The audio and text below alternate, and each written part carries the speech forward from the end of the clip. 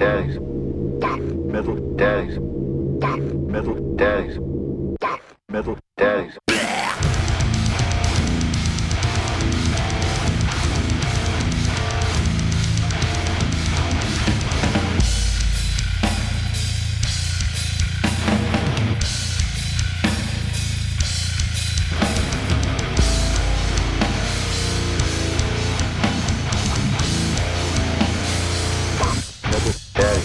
Welcome back to Death Metal Daddies.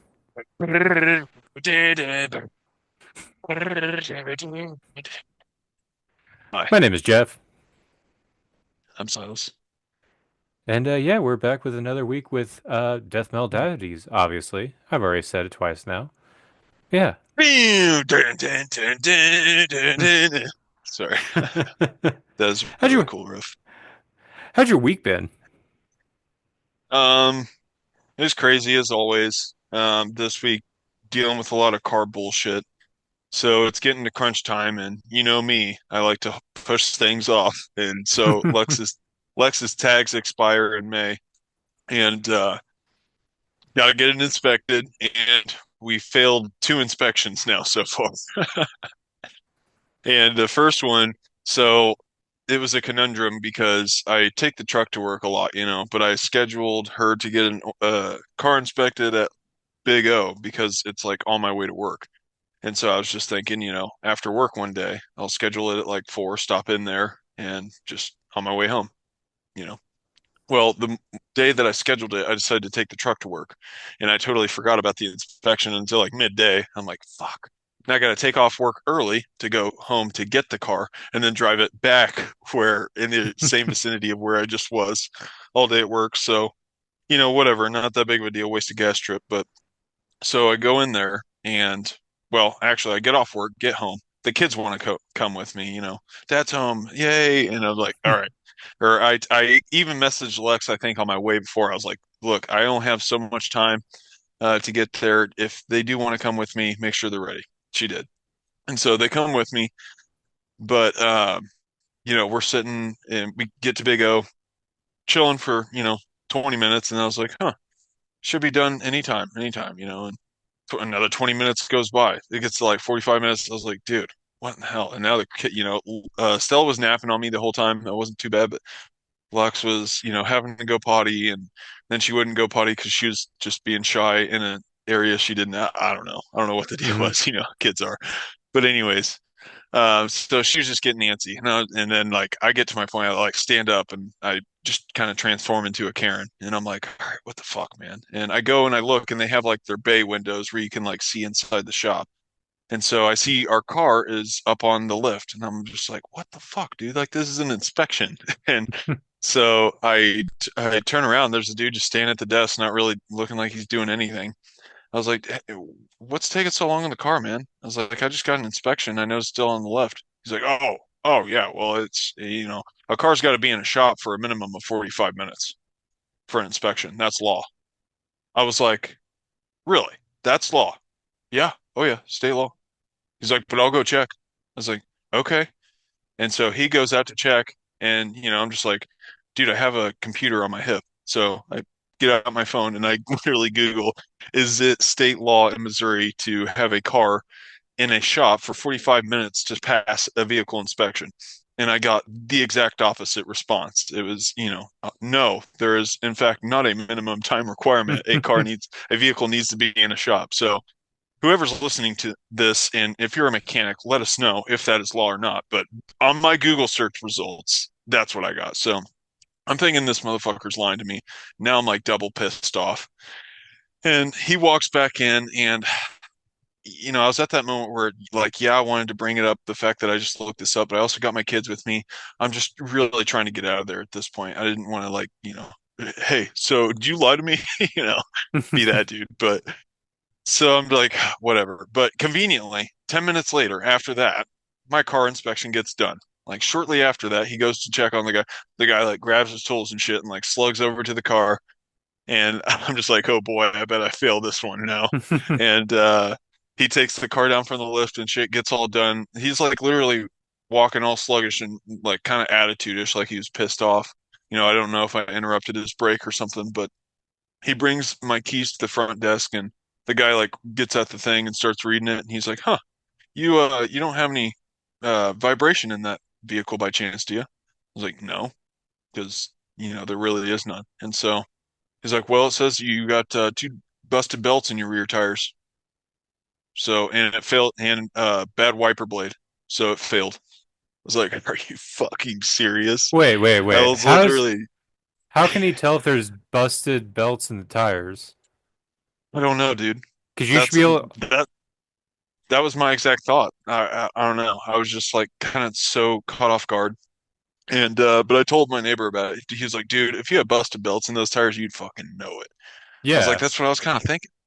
But I also noticed the fact that, if you're gonna write a bad wiper blade and fail me on inspection on a bad wiper blade, that's fucking an extreme level of pettiness that I've never even heard of. So I knew that I had probably pissed them off by bitching about how long it was taking. He probably went out there and was like, "Hey, douchebags in here bitching about how long it's taking. Make sure you take your time with this one." Probably not.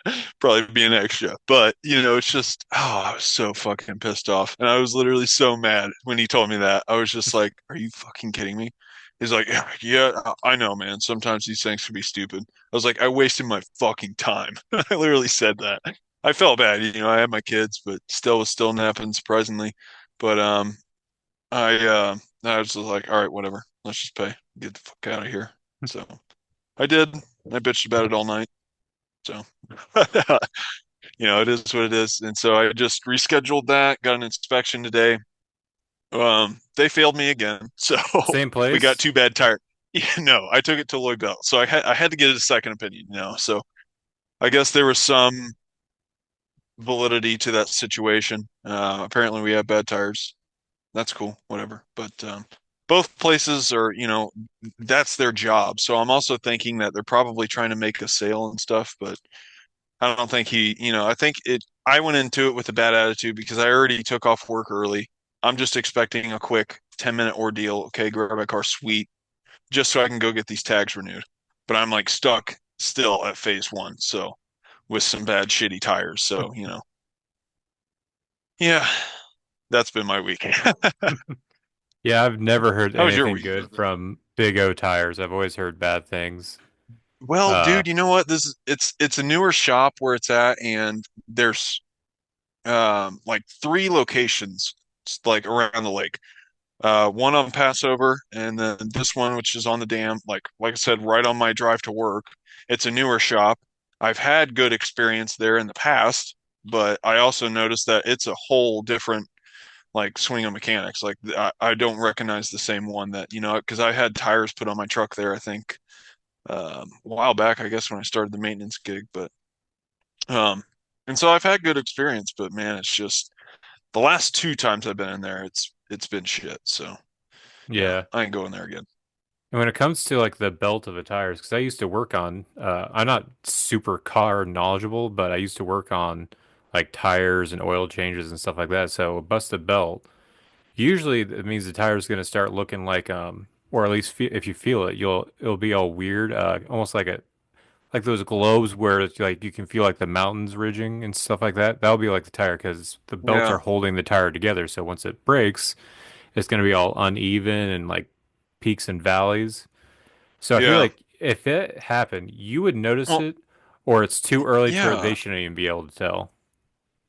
yeah, yeah. I think it's something like that. I mean, it's um, I like I said, I think they're also trying to make a tire sale. Maybe they Hmm. thought they could have got me, but I had that bad attitude already going into it. And so after they tell me this, and then they're like, "Oh, you need some new tires. Want to buy here?" I'm like, "Absolutely not. Give me my keys." But so it's just a shitty situation. But yeah. Anyways, I'm just gonna go elsewhere. I already ordered tires online. I talked to the neighbor, and what he's done is he buys his tires online because you can find them cheaper that way than what I believe a mechanic is going to probably give you. But and then I guess you could just bring them to a shop and be like, "Hey, can you put these on here for me?" And they'll just charge you like there's like apparently Balancing. a shop local to here that does like yeah, like some charge for the mount and balance. But Yeah. I don't know. I would still recommend going to that second place because usually what will happen is if you fail inspection, as long as you keep that slip and you take it back, mhm. they'll only inspect the Yeah, things that they knocked you for. right. Yeah, and both places have told me that. I just hit Lloyd Belt today, but that was another part of the thing. I went to Big O one day just to drive in. I was hoping that they could just inspect me. How long is an inspection? It's not that big of a deal. And so um, I went to Lloyd Belt because we've worked with them before and I've had good experience with them. And so like today, I just called because yesterday was Memorial Day. I figured a lot of places were closed, so I called today. I'm like, hey, I need to schedule an inspection. And he's like, all right, I can get you in today at 3, 3:30, 4, 4. And I was like, shit, that's hell yeah, 4. So, that right there already makes me happy because Big O, I tried to drive there. He's like, oh, I was like, I just need an inspection. Oh, I could schedule one for you. I was like, oh, okay. So it had to be like days out at a certain time. So I'm already scheduling this thing and I'm just like, I don't know. I just thought it was crazy that an inspection took over fucking 40 minutes. Like, Yeah. holy shit, dude. Yeah, It's that's a just little never been the case ridiculous. for me in the past. Yeah, Yeah, it's and so always, Lloyd Belt today, they got me in that quick for an inspection. I was like, "Do you guys have time to change the oil too?" It's like, "Yeah, we could do that." I was like, "Awesome." And then so I had them change the oil, and they do a complimentary car wash with it, and it literally took maybe 50 minutes, and I was out of there. hmm, So like, I got additional shit done, and yeah, it's just I don't trust that Big O, man. Fuck that yeah. place. Yeah, I've never heard good things, but that's always been like the Jeff City one. Yeah. Well, I guess they're like franchise, type shit. So I don't know. Yeah. I didn't think they were that big, but I guess they are. I don't know. Well, did I ever tell you about my issue I had with Jiffy Lube when Danny went there? Uh-uh. Um, So I've changed Danny's car's oil before, but I hate doing it because it sucks so Mm. bad. It's a full body skid plate, like from the rear front bumper to the rear bumper. That's already annoying, but it's also European, Oh so it shit. has different sizes on the screws. Like I had to go to Lowe's and get a specific one, Oh, that's a pain in the ass. get all that off, and then it has the dumb the paper filter thing where you have to have a specific size thing to get the actual cap off to get to the filter. You know what I'm talking about? With those newer vehicles, how it has the Jeez. paper filter. I don't I don't think I've had one because her car is just a 2015 and I haven't actually changed that oil. She might have that on there, but I haven't. I've only changed mine in my truck. Well, there's So like I'm not really normal. sure, honestly. There's normal oil filters, like it's just a regular filter. It's metal. You Mhm. look at the bottom, there's a little ring. There's other cars, usually it's like foreign cars like Toyota has a lot, Volkswagen I guess does too, Mm, but it's a like pretty much a paper filter with some plastic on top and bottom and a ring around it. And it's housed inside this casing, and there's a specific like bolt on the top, and you need the exact size for that to fit to unscrew it and then get it off. So that's already a pain in the ass. So I yeah. decided, I just told her, I was like, hey, I feel like it'd be easier to just have someone else do this because, like, Mhm. yeah, it's gonna be more expensive, but I'd rather pay someone to do this instead of having to deal with this every time. Well, Yeah. it was fine at first, but it's been getting more difficult because I go to Walmart and they don't carry the filter, so I have to pre-buy the filter, which they don't knock Oh off the price shit. for it. So I like, all right, yeah, filter's in there, and then they do this whole thing like, well, it's this model, so it has to have this specific type of oil, and it's like their most expensive oil, and so it ends up being like 60 or $70. It's like I could do this like half the price. This is bullshit. So last time she went and did it herself. She like took it to a Jiffy Lube with the filter, Uh-huh. mind you. They charged her $130. Yeah, dude. So I've heard of this. There's another shop here around the lake too, and it was a quick car wash, which I always thought that place was pretty cool. More for the wash, really, but it got bought out. There's a spot here at the lake that got bought out and one in Camdenton, and it's now just called Oil Changers. and like some car wash title, random, and but they're both called that. So, anyways, they get bought out. But then when that happened, I don't know what happened with the sale, if the place doesn't make enough money or what, but their oil changes there now are fucking $110. I was like, holy shit. And I literally found that out because I took the work truck of where I work there just to get an oil change. That's where they've had it done in the past. And he was literally just filling out my shit. And then he like leans in the, or I'm just, staying in the vehicle. You stay in the vehicle the whole time. And he's like, all right, it's going to be 110. Is that okay with you? I was like, is that, I don't know. I was like, 110? Like, what does that include? He's like, just the oil change. I was like, and a filter? He's like, yeah. I was like, okay. He's like, but nothing else? He's like, nope. Like, damn. I was like, I guess that's okay. I was like, when did it get that high? He's like, I don't know. I don't know, man. It's like, okay, take the money, I Yeah. guess. Shit. I would have changed my mind if it was my personal vehicle, but it was the work truck. So I'm just like, yeah, whatever. But I've been advised not to go there again. Yeah, because that's ridiculous. Because you can still get like a 5 liter, which is pretty much going to cover most vehicles, unless it's trucks, then it's going to cost a little more. But 5 liter a thing of oil, even like the higher ends, is going to be like somewhere between $20 and $30, and that's all your oil right Yeah. there. Then the filter is going to be Yeah, anywhere from like $30 and $5 to $10. right. So there's no Yeah. reason. Yeah. I mean, I think it's just to cover like the labor wages, I'm guessing, man. That's the only thing I could understand because those places they have like a ton of staff working at once, but then you also got 4 guys doing the oil change. 2 are actually working. 2 are just fucking standing there with tools in their hands talking about, their girlfriends and shit. It's like that's literally what they did when I took this truck in there. And so it's just I don't But know. there's no way it takes that. It's not that labor intensive. Because I remember when I Yeah. used to work on that stuff, we had a competition of who could get it done faster, and you can literally, because the longest time it takes is to actually drain the oil, and that can take like 5 minutes. It's just funny, man. I remember I had a friend when I was a teenager and he took his cars to Walmart for oil changes and like one time they forgot to put oil in his car. So it just it makes me laugh. They're like, all right, let's go the fastest. They just fucking drain it and then they're just like, check it out. It's good. And then just fucking drive off smoking down the highway. It's like, holy shit. No, none of us, It's none of us like fucked it up that bad. they're like, that At was least, 8 minutes, 30 seconds. at least those of us who were doing the competition, none of us fucked up that bad. There was someone after I left. I heard it was someone brand new promoted engine as manager.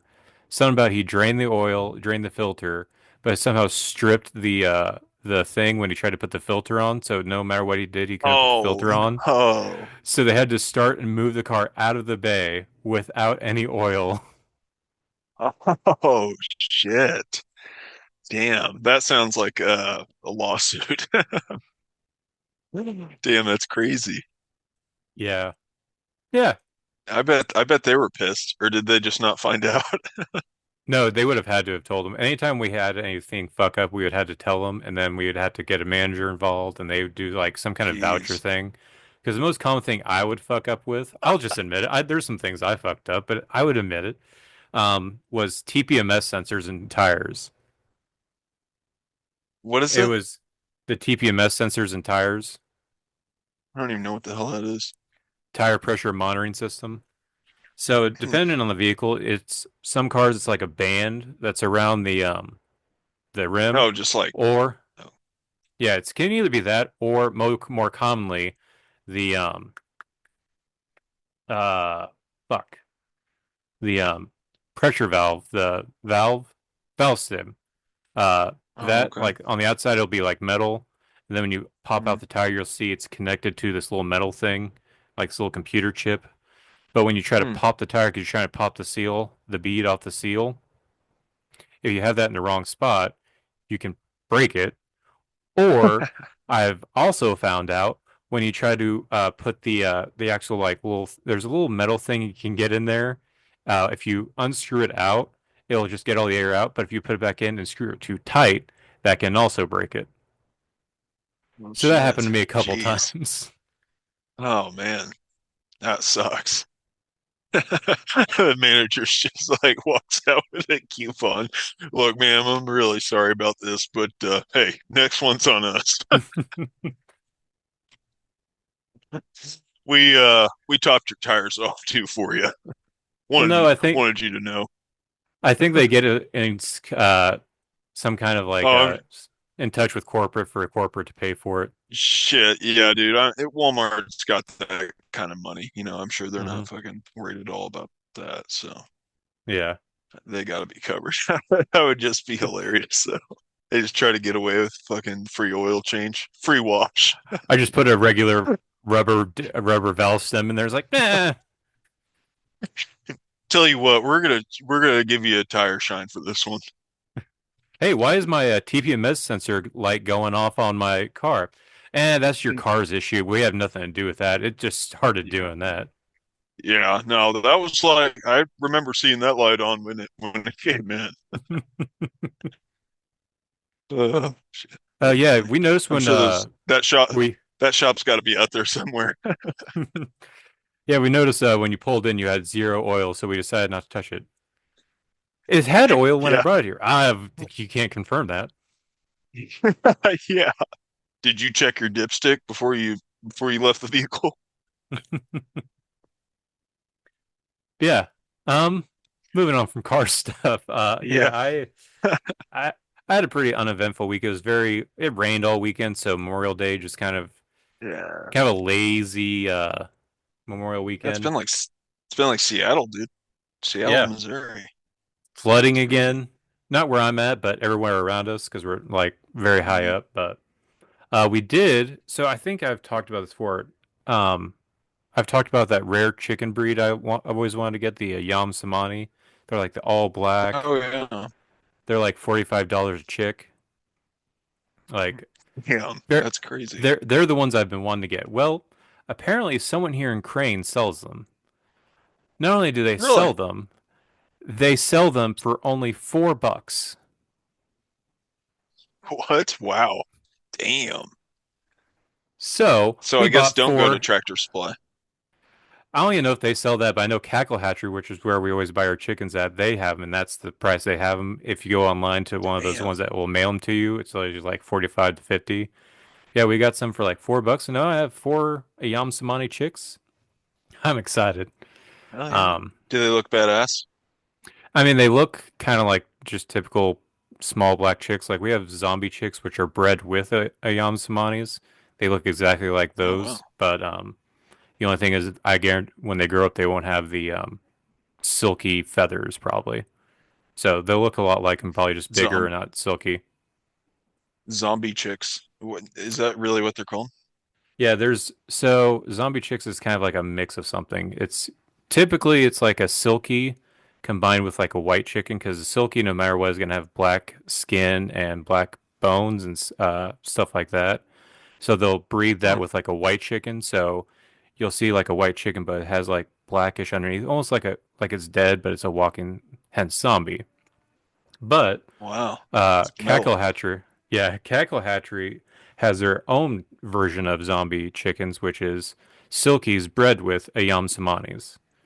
So no Hmm. matter what, they're black, but they're going to have that silky look, which is very like furry, almost Pomeranian-esque look for a chicken. Wow. Hell yeah, dude. But So they're pretty up there in the status of cocks. yes, these are the priciest of the Blackhawks. Wow. Show cocks, huh? Are Hmm. they? Wow. I don't know. Yamsamanis might because they are super rare. Although I feel like this day and age, I feel like I see more and more people with them because of the whole chicken craze, and everyone Mm. hears about this most expensive chicken, and everyone wants to get them. So I feel like I Yeah, see more and more of luxury. these. This is a Jan Samani. Oh, the BMW of all chickens, the As Miller it's High just walking Life, around shitting everywhere. the champagne of chickens. Hell yeah, that's awesome. But also, That'd be crazy though if like the you see like a cannibalistic zombie chick because like yeah, aren't chicks like can't they like become cannibals? They usually do if they're like at the chick age, like the very young chick age. I hear that's why that sometimes people will use the red lights, so that way they all look red. Something to do with like so they don't recognize if another chick is bleeding or something like that, or maybe Wow, vice that's versa. crazy. But yeah, So they'll weird. become cannibalistic at a young age. Like you can probably Wow. I can probably even feed mine chickens now, or like cook chicken now, and they'd probably eat it. But I think it's the fact that they're older around other older ones that they're not going to. They're afraid they might get killed or something like that. So, Hmm. but Okay. other than that, not much happened. But more chicken news happened today. As when I got home today, I found out two of my chickens died today. Something got into the run. Because they were Oh both shit. headless.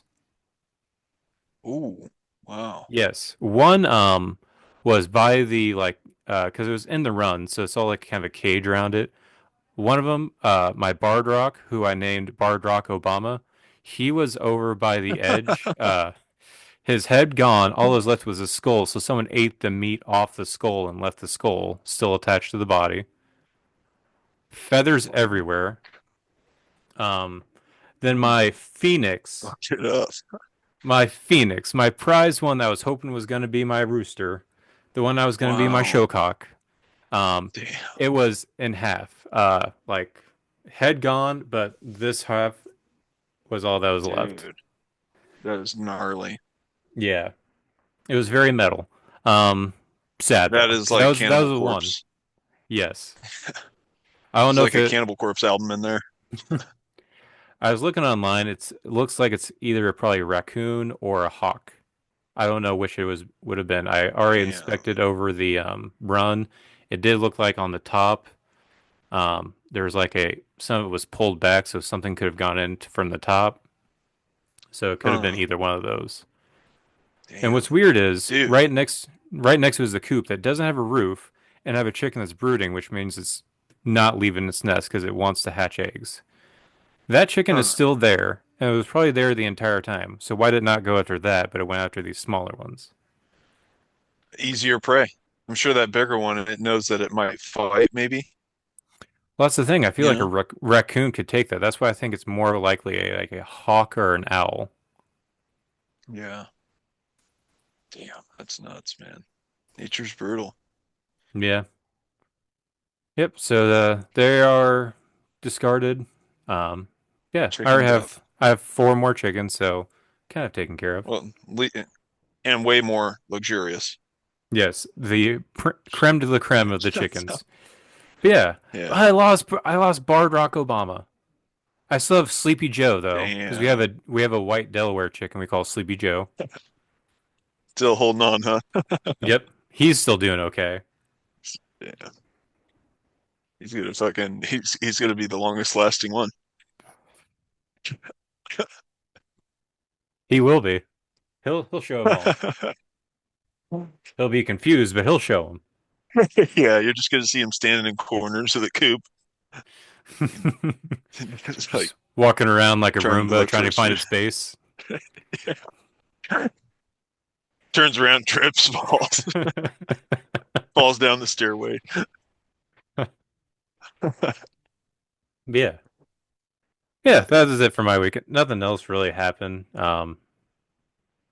Yeah, that was it. Pretty uneventful week. Been listening Nice. to a lot of music, but I haven't really been focusing much on the playlist. Been listening Yeah. to a lot of other stuff. Um, Yeah. got back. Good. No, I don't know. No, I was Oh, just gonna. I don't know. I don't know where else. I've listened to some of the playlists, but it wasn't like in depth, like focus. You know what I mean? I think I did a good chunk of it mowing the yard, but yeah. Because a you lot of probably noticed. variety on there. I'll say that. Yeah, and you might have noticed. There wasn't. Well, let's just move on to new release plays. No. But anyway, Yeah. with this What are playlist, you listening to? you'll probably notice that this was another week where there wasn't a lot of new releases that came out. So a lot of this was the underground stuff. Um, biggest names on here is probably Mm, Midnight and thus Spoke Zarathustra. The rest is all stuff that I just pulled from Avant Void.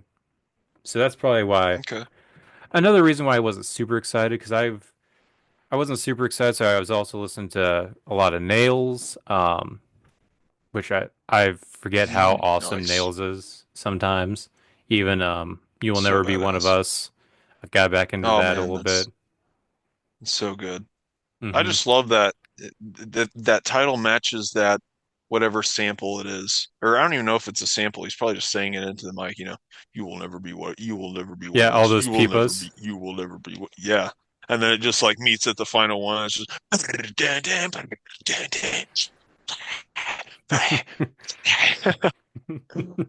hell yeah. That is a good ass album, dude. Yeah. Yeah, just a lot of that. And also today and yesterday, since yesterday was Memorial Day, I kind of forgot about it until the end because I was editing last night. But it made me want to put on Defeater because Defeater just gets you in that mood. Mm, So I yeah. listened to a lot of Defeater last night and a lot this morning because it just gets you in the feels. Once I start, There I definitely gotta is listen to some more. yeah, there are definitely some rainy weather tunes. Hmm. And I've gone back and I'm liking their newest one. And by new, it's like what, 5 years at this point, but still their newest one. I'm going back to it and I'm liking it a lot more. It's Really? yeah, it's more overarching. Like, yes, it's not as specific of a story as all the other ones, but still, I still love it. It's growing on me more and more. So, yeah, Definitely, I don't know if I delved into that one a lot. I want to say I think I kind of skipped over it quick, like definitely more than the other ones earlier in their discography. yeah, it's I just remember them having them on like repeat for like a whole summer one year. oh yeah, because they're especially like I really loved what was it? Letters Home, and then obviously Endless Days and Sleepless Nights, and what's the Priest one? It's not Unanswered. The one where it's the I'm priest. terrible with their titles. Yeah, I don't know. I don't think I'd know their titles. I can look it up. Yeah, because I can only think of songs like Contrition, Unanswered, December 1943, Divinations, Something Borrowed, Something Blue, Pillar of Salt. I can't think of the name of the album though. I want to say it's Unanswered. Empty Days and Sleepless Nights, Letters Home, and Abandoned. That's it. Abandoned. That's right. That's the one. Yeah, those three I love so much. Travels, there's some songs I love, but those three are Mm-hmm, the prime for me. for sure. But yeah, are you ready to let's get into this actual new releases. You want to talk about some new releases?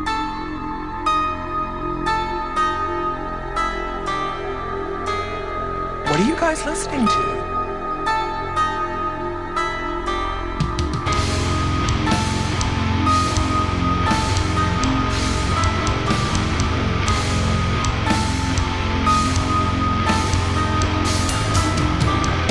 Weekly playlist. Weekly playlist. Weekly playlist. Weekly. All Yeah, I right. sure do. Let's start off with these singles. First up we have Nihilist featuring the one, the only, the Gangsters Who Slam, Peeling Flesh, with the new song Ice. Hell yeah. What'd you think of this? Sick song. It's sick, dude. I definitely dug. Yes. Um, so this is Nihilist track, just featuring the vocalist, right? I guess so. I don't know if it's a split because it has both band names on it. So I don't know if this is Oh, leading true. to a split. I don't know what it is actually because I'm also having a hard time figuring out who is the main band in this song. Yeah, they're both kind of slammy. Hmm. So I don't know who's the main in this. Either way, it still feels very peeling fleshish, so I very much do enjoy this. This is awesome. Yeah. Nihilist is a Canadian deathcore solo artist that delves into the darker depths of the human psyche. Oh, I didn't know that. Neither do I, because I don't really know much anything about Nihilist. Just that's the yeah. Fred Nihilist is his name, I guess. So would it have been Cool. more Peeling Flesh then? Looks like it's his track featuring Peeling Flesh, is my Hmm. guess. But yeah, it rips, dude. Hell yeah. Um, Up next we have Noonday Demon by King 810. It's they seem to still be keeping up kind of what they did with Rust Belt New Metal, keeping up with the metal, even a little bit like a lot of the dissonant chord or riffs and chords. I'm liking that. Hmm. What was your thoughts on this one? Yeah, dude, I dig it. I mean, it's kind of giving me Alpha and Omega era vibes, Hmm. you know? It so I think I'm here for it. I think they're kind of back to catching my interest and stuff with this. Definitely, I Yeah. prefer this over that, the drawn out poetic stuff. But Hmm. yeah. What'd you think of it, Yeah. man? Oh yeah, I liked it.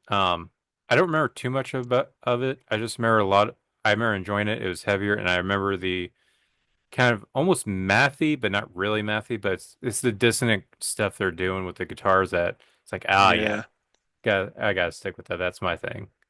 So yeah, I did enjoy this. It makes me hopeful of this new album, but I'm still skeptical based off of King 810 just kind of doing whatever they want. So I'm worried that we're gonna get this album all hyped up, and then these are the only two good ones, and the rest is all the weird stuff they've been doing. Yeah. I think I'm pretty hyped for it. I think it's gonna be cool. I don't know. I hope. I guess we'll see soon enough. Yeah, yeah. That's Noonday Demon by King 810. Check it out. Um, It is crazy didn't they just release that other one last year? I think it was an EP last year. They've released a couple EPs. Like they released that one that looked like Okay. Scary Stories in the Dark. Because I Yeah, remember we Under the Black reviewed it. Rainbow. Hmm. Before that, they had Follow My Tears. And before that was their album, AK Concerto 47 or something like that, in G Oh minor. yeah, okay. But yeah, a little bit of excitement coming up now. It's getting looking better. For sure. Um, Up next we have the new single for the upcoming album Heimat.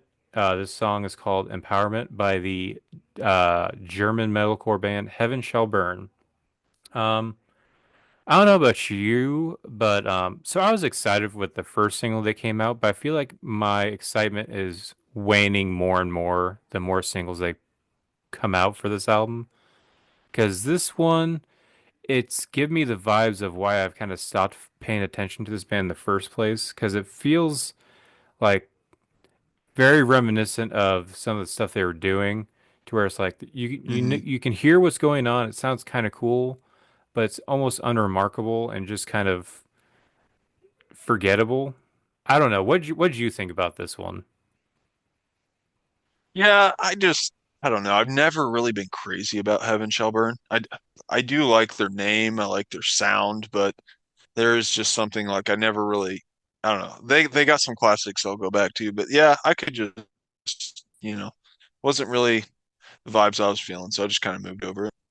But they Yeah. definitely, they're bringing back the metalcore elements, and I think tastefully. But Mhm. yeah, it just wasn't really my cup of tea I was feeling. Yeah. It just feels like for me, it just feels like it's the same kind of bland. Like there's not. I can't tell you a single specific like riff. I just remember there's a lot of the same like thing a Heaven Shall Burn always does is a melodic guitar and that same scream over right over it during like a chorus. And I'm not really. Hmm. It's for me, it's bland and it's Heaven Shall Burn's done this exact thing over and over again, so I'm just kind of bored with it. I was excited at first with this new album, but now I'm a little hesitant. So we'll see how Heimat comes out. Um, yeah, that's the new single "Empowerment" by Heaven Shall Burn. Check it out. Um, yeah. Anything to add on that one? Nope, Huh? it didn't empower me. Sorry. Gotcha. So I'll tell you what, this next one has me very excited. This Hmm. song is called War Drums at Dawn on the Day of My Death. And this is from the one man Native American black metal project, Blackbraid. This seems to Oh, be oh leading wow. up to possibly Blackbraid 3. Um, and if anyone who is not familiar That's with cool. Blackbraid, uh, he is a Native American who, or I think he just calls himself indigenous person. This is how I've always seen it stylized. But he has that, and it's a black metal project. And listening to this, I've heard a lot of people complain about this guy, or that it's not real black metal. But in all honesty, because I always hear people complain when it comes to black metal, their biggest gripe is always the production. If that's the only thing holding people back, I would want to show people this song because it's great black metal and great production, and it has me very excited. Hmm. So it has me very excited for this Black Braid 3 album. What was your thoughts on this song? I dug it, dude. It's definitely kind of reminiscent of Abigail Williams' kind of higher screams that he, does. They're kind of in the same vein, almost kind of a Nal Nakrath style too. He like Mm-hmm. these are some crazy high screams, dude, and it's pretty relentless throughout the track, but it's really fast-paced, upbeat, pretty badass sound, man. I thought it was cool. Definitely crazy ass highs, but Mm-hmm. I didn't really know that about the band, so that's just a one man project.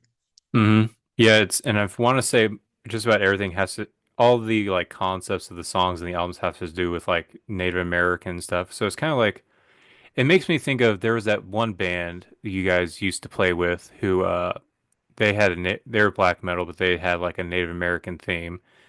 And it's kind of like it's kind of the concept of like how original like Norwegian black metal had they were against Christianity because of what they did to the Vikings, blah blah. And this is the American take of it. Like, well, I'm a Native American, and we all know what happened to all their culture and stuff because of it. So it's same Hmm. rebellious attitude, but from a different culture towards the same core culture that the Norwegian was. So I like that idea. It makes sense. So yeah, it's an interesting That is band. cool. No, it's the theme's cool as shit, man. I love the elk on the cover too. Hmm. Yeah, very I forget what. nature.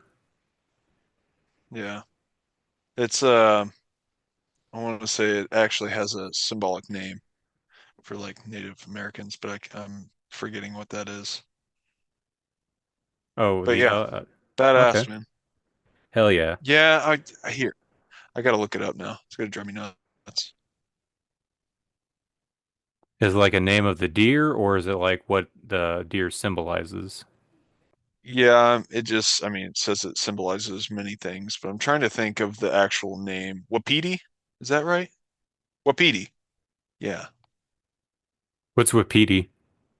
Yeah, symbolize that's what elk is referred to as in like Native American Oh, culture, I okay. think. I gotcha. Symbolizes strength, endurance, and protection. Ah. It's just like a basic Wikipedia description though, so I gotcha. Yeah, if that sounds interesting, you check out the new song by Blackbraid. Song's called War Drums at Dawn on the Day of My Death. And hopefully, this means we'll be at some point reviewing Blackbraid 3.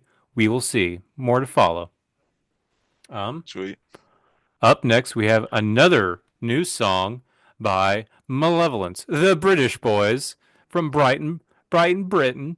Uh, Coming out with a new song called Salt the Wound. What's your thoughts on Salt the Wound? I don't remember this band sounding like this. Am I mistaken? Have they done cleans like this before? I was very I thrown know off. they've. So yeah, I will say for me, this song was a roller coaster. Because it started off like, oh God, no.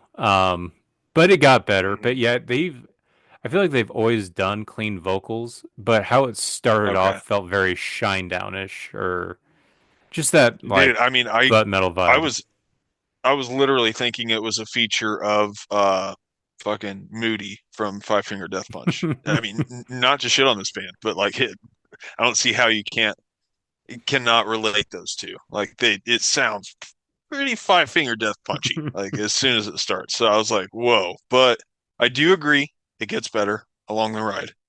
And I want to say there's a really badass like ending to it, like breakdown. Hmm. But yeah. Yeah, they still bring the cool side of Malevolence in this weird track. So I do think it kind of recovers, but I don't know. We'll see, because I do feel like it is an uneven song. Uh, Starts up, I don't know, throws you a curveball right out the gate. So it's very weird. Yeah, and if you're wanting a timestamp for the badass ending, it's like around the 2:30 marker. It's like a groovy kind of not really breakdown, but like just a switch up that's I think really helps it. Yeah. Yeah, Malevolence, it's still good. Just hoping that they don't, continue on like, hey, my cleans sound awesome. We should have more of this. Like every now and then sprinkled in, like I've been fine with that. But I feel like this was a little too much right out the gate.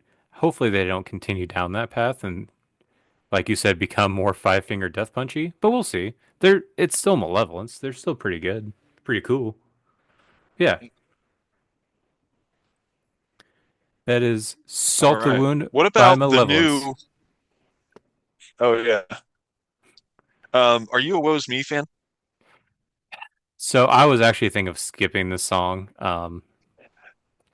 I added this without listening to it beforehand, thinking like, "Oh shit, what was me is back." Because I will say, I know this is death metal daddies. We're supposed to be talking about death metal, but I'll admit it. I loved what was me's first album. I listened to it a couple days ago. It still is pretty good, but I don't know what this is. What the fuck is this? Devil in my mind. It it's definitely got some poppier, like it's on the poppier side of metal. I think they're like on the line where they can barely call themselves metal. But Yeah, they do have the chuggy chugs here and there, and it's pretty uber metalcore. But it was definitely a wild turn from Malevolence, yeah. and Malevolence was a wild turn from Blackbraid. So it's yeah, roller coaster of a playlist. But Yeah, I mean, they have a following. I'm just not a member. I'll say yeah, that. I don't think I will put another Woes Me song on our playlist because this was not good. Uh You know what? yeah. I don't know if I'll say honestly, it made me think of Coheed. It's kind of Coheed-ish at times. Ish, but I feel like But even that I'd feel like Coheed because this almost feels like where they're trying so hard to get on Octane instead of liquid metal. Like they're trying mm, to get to a certain audience and say, no, we don't want this audience, we want this audience. And I feel like Coheed, like there's some feels natural, like because there's so many different vibes you can get with Coheed. Like yes, you can get this, you can get this, you get a pop punk vibe, you can get like the Bright Side Sun, you get almost a little bit of a Metallica vibe. Welcome Home, you yeah, get the more symphonic vibe, progressive people. This just yeah, feels like I don't know how to describe it. I can't defend this. yeah. I I'll say this. There was a heavier track on Coheed's album that I thought was cooler than this one. Yeah, I guess if yeah, I'm just gonna play the comparison game, but yeah, you know, it's woes me, I guess. yeah, yeah. This is new Woe Is Me. New song Devil in My Mind. If you are a big Woe Is Me fan, check it out. I don't even know who's in this band anymore. Yeah, check it out. Um, so that's an odd song, but there's one more single I added mid playlist. I've been hearing some I buzz see about this. this. I've been hearing some buzz about this. And I've also been hearing some other accusations, potential, but I'll get to that after. But This is a brand new song by a brand new band. This is the only song they have out. This is another masked band called President. And it looks like the mask is almost like Richard Nixon-ish. Uh, but there's like this like cross in the background. I can't remember if it's upside down or not. But the name of the song is In the Name of the Father. Um, I don't know. Listening to this, Is this a yeah, it's like a modified cross, but it's got like two lines up top. It's yeah, not I want to say near it's upside like down. I want to say that's a specific type of cross, but I can't remember what it's called. But music-wise, listening to this makes me think of when I was first hearing about Sleep Token and everyone was hyping them up. And like I remember Nick Nocturnal made a music video or made a video and to where he's kind of like focusing on the heavier parts and then like a little bit of the other stuff. President sounds like what I thought Sleep Token was originally going to sound like to me. Hmm. It's pretty much the same vibe, just shorter and a little bit more of the borderline generic gent metalcore-ish. I don't know. What was your thoughts on this song? I'm just now skimming it. There's cool moments, but generally just not really my vibe. It's very Yeah. Sleep Token-esque for me. It gents. There's some cool gent in there, hmm but yeah, it's probably about it. Yeah, and I'm hearing so this is where not that I say accusations, but I'm not it's not the ones that we always hear about in this realm. But I'm hearing a lot of people commenting and throwing around the accusation that they think this is an industry plant, which makes sense a little bit because really, why is this band getting so much attention when it has one song out? No one's supposed to know who these members are. So why is this all of a sudden getting all this attention, but the song is not super remarkable? It feels like uh, another record company saw the success of Sleep Token and is trying to copy it as the American version. Would you be able to guess the members? So I'm like, what if it's like Ollie Sykes from Bring Me the Horizon? It's like a Hmm, supergroup hideout, a hidden supergroup. That'd be kind of cool, actually. I could And that can be see, very industry, you know. That would yeah, explain why they're coming out with like a million plays or whatever. yeah. I don't know. I don't know if they got So that many, but I feel like someone has already. I feel like some people have already been saying they know who it is. And I don't recognize the name, so I can't even really repeat the name.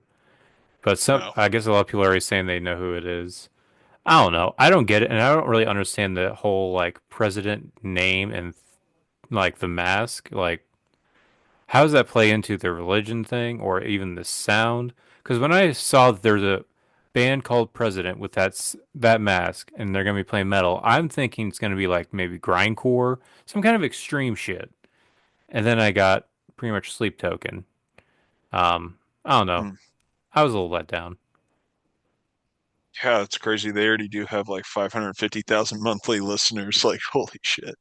Yeah, with one song and they came out like a month or a month and a half ago. I don't know, man. Pretty crazy. They have some major backing somehow. Some people ride the wave, some people make the wave. Yeah. That is the new and only song in the name of the Father by this new musical project, President. Check it out if you want to. Um, but yeah, that's it for new singles. Are you ready to move on to full-length albums? I'm moved. Hell yeah. What would you say out of this playlist? It's a weird playlist. If you have a favorite, what would you say is your favorite? I'm gonna go with Midnight. Okay, hell yeah. Yeah, Tell Midnight us was about pretty this sick, new man. tell us about Midnight's new album. I loved how attitudey and um just nostalgic this sounds. Um, and I think this is another like mystery band thing. I Um, don't even know if it's really a mystery. I think he's pretty clear with his identity, but I know doesn't he don like a mask or something? yeah, they like all wear masks, but from what I understand, everyone knows who he is because I guess he is was very big in the Cleveland metal underground and punk. Um, like he does a lot of interviews and stuff, and he talks about his old bands. Like, yeah, I was in this band, blah blah blah. So it's not that he hides it. I think it's just part of the like imagery kind of thing. So not really necessarily like mystery, but more of like just like the theatrical part. Hmm. Well, I guess it's not really relative, but I don't know. It's definitely a cool band project thing, whatever the hell you want to call it. I really dig what they're doing, man. Badass tunes, but it's like I guess I didn't expect the whole mystery look to have this sound. You know what I mean? Mm-hmm. Like it sounds like they're bringing super old school vibes, which is really badass. Punk vibes for sure, Mm-hmm. and just a great blend of those two. You know, it's like punk thrash, but like modern day relatability. Cleveland metal I thought was super badass. It just opens up with an anthem. There's honestly a ton of anthems on here. I imagine this dude live is or this band live is awesome. Yeah. Because it just seems very interactive, you know. Cleveland metal, Final Solution, Child Eaters. Child Eaters is badass, dude. If I have a favorite song, it's definitely Child Eaters. Did you listen to that one? I did, and I actually had to. I felt uncomfortable with like the weird you know which part I'm talking about where he's giving like Mid instructions. like yeah, there's like a So midpoint of where it like goes into like a progressive like uh, kind of I don't know what do you call that even? A narrative? Like a yeah, it's like so you don't want to deal with this, almost like infomercially kind of. yeah, yeah. But it gave So me I don't know if you listened to a lot of their albums, but like Viagra Boys. I was getting like mhm. super like a lot of Viagra Boys vibes. I was like, oh, that's pretty cool, man. It's just really crusty, dingy. I don't know. It's cool, man. So I will say I do love Midnight. I because remember when they've been around for since like 2012, but I found them around like it was what was it, the Blasphemy album. I feel like all their albums have Blasphemy in the title. The one with the like sheep and the dagger. I forget what it's called, but I remember hearing a lot Mm. of hype about him. And then I listened to him. It was like it's completely different than what I thought it was gonna be because I assumed like it was just gonna be like straightforward black metal, but it is more of that like first wave like Bathory, Venom, like it's more punk rockish. It's black and punk kind of stuff, and it's Hmm. awesome. Yeah. Um, with this album, it is all covers. However, it's one of those things that you can't tell because they have so much of their own sound infused into it. Like, for example, because I had to go through the credits, Wow. like, I heard originally that this was these were covers. Like, it's like, surely Cleveland Metal is like their song. And then I looked at the credits, like, oh, it's not. So I had to start looking up who these other bands are. So I guess this is Oh like a shit. kind I of, didn't even know yeah. that. Well, here's the crazy part. Do you know the song Rock and Roll Fever? Did you hear that one? I think so. Yeah, because I listened to this album, I think all the way through. So, guess who the original of Rock and Roll Fever was? You will never be able to guess. Shit. I don't. I have no idea. I don't. Ted Nugent. David Allan Coe. What? Really? Yes, they Wow. even changed some of the words to where it's like we're listening to Bathory and something, and you're listening to I forget what he Oh says. yeah.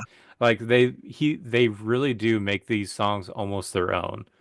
Um, so, but yeah, this is kind of like a love letter to Ohio music that they grew up with. Like from what I understand, a lot of these Okay. bands are from Cleveland or from Ohio. Like David Allan Coe's from Ohio. Um, but I That's have no crazy. idea who most of these bands are. I actually had to go find the original Child Eaters song. It's like surely, because I guess this came out in like the 80s or 70s. It's like surely this was not, and that whole thing is in the song. It's like surely this was not, but sure enough, sure The shit, whole thing? yes. I could not believe that there Wow. was not an uproar when that song came out. Damn. No shit. That's crazy. Damn, dude, that's brutal. Who originally sang that one? Something. Uh, David Allan Coe? not Dave- no, it's fuck. Who was? It was some weird band, some like three-word band. Something frenzy or something sparring, something night. That's fucking crazy. Wow. Uh, Dude, that's wild.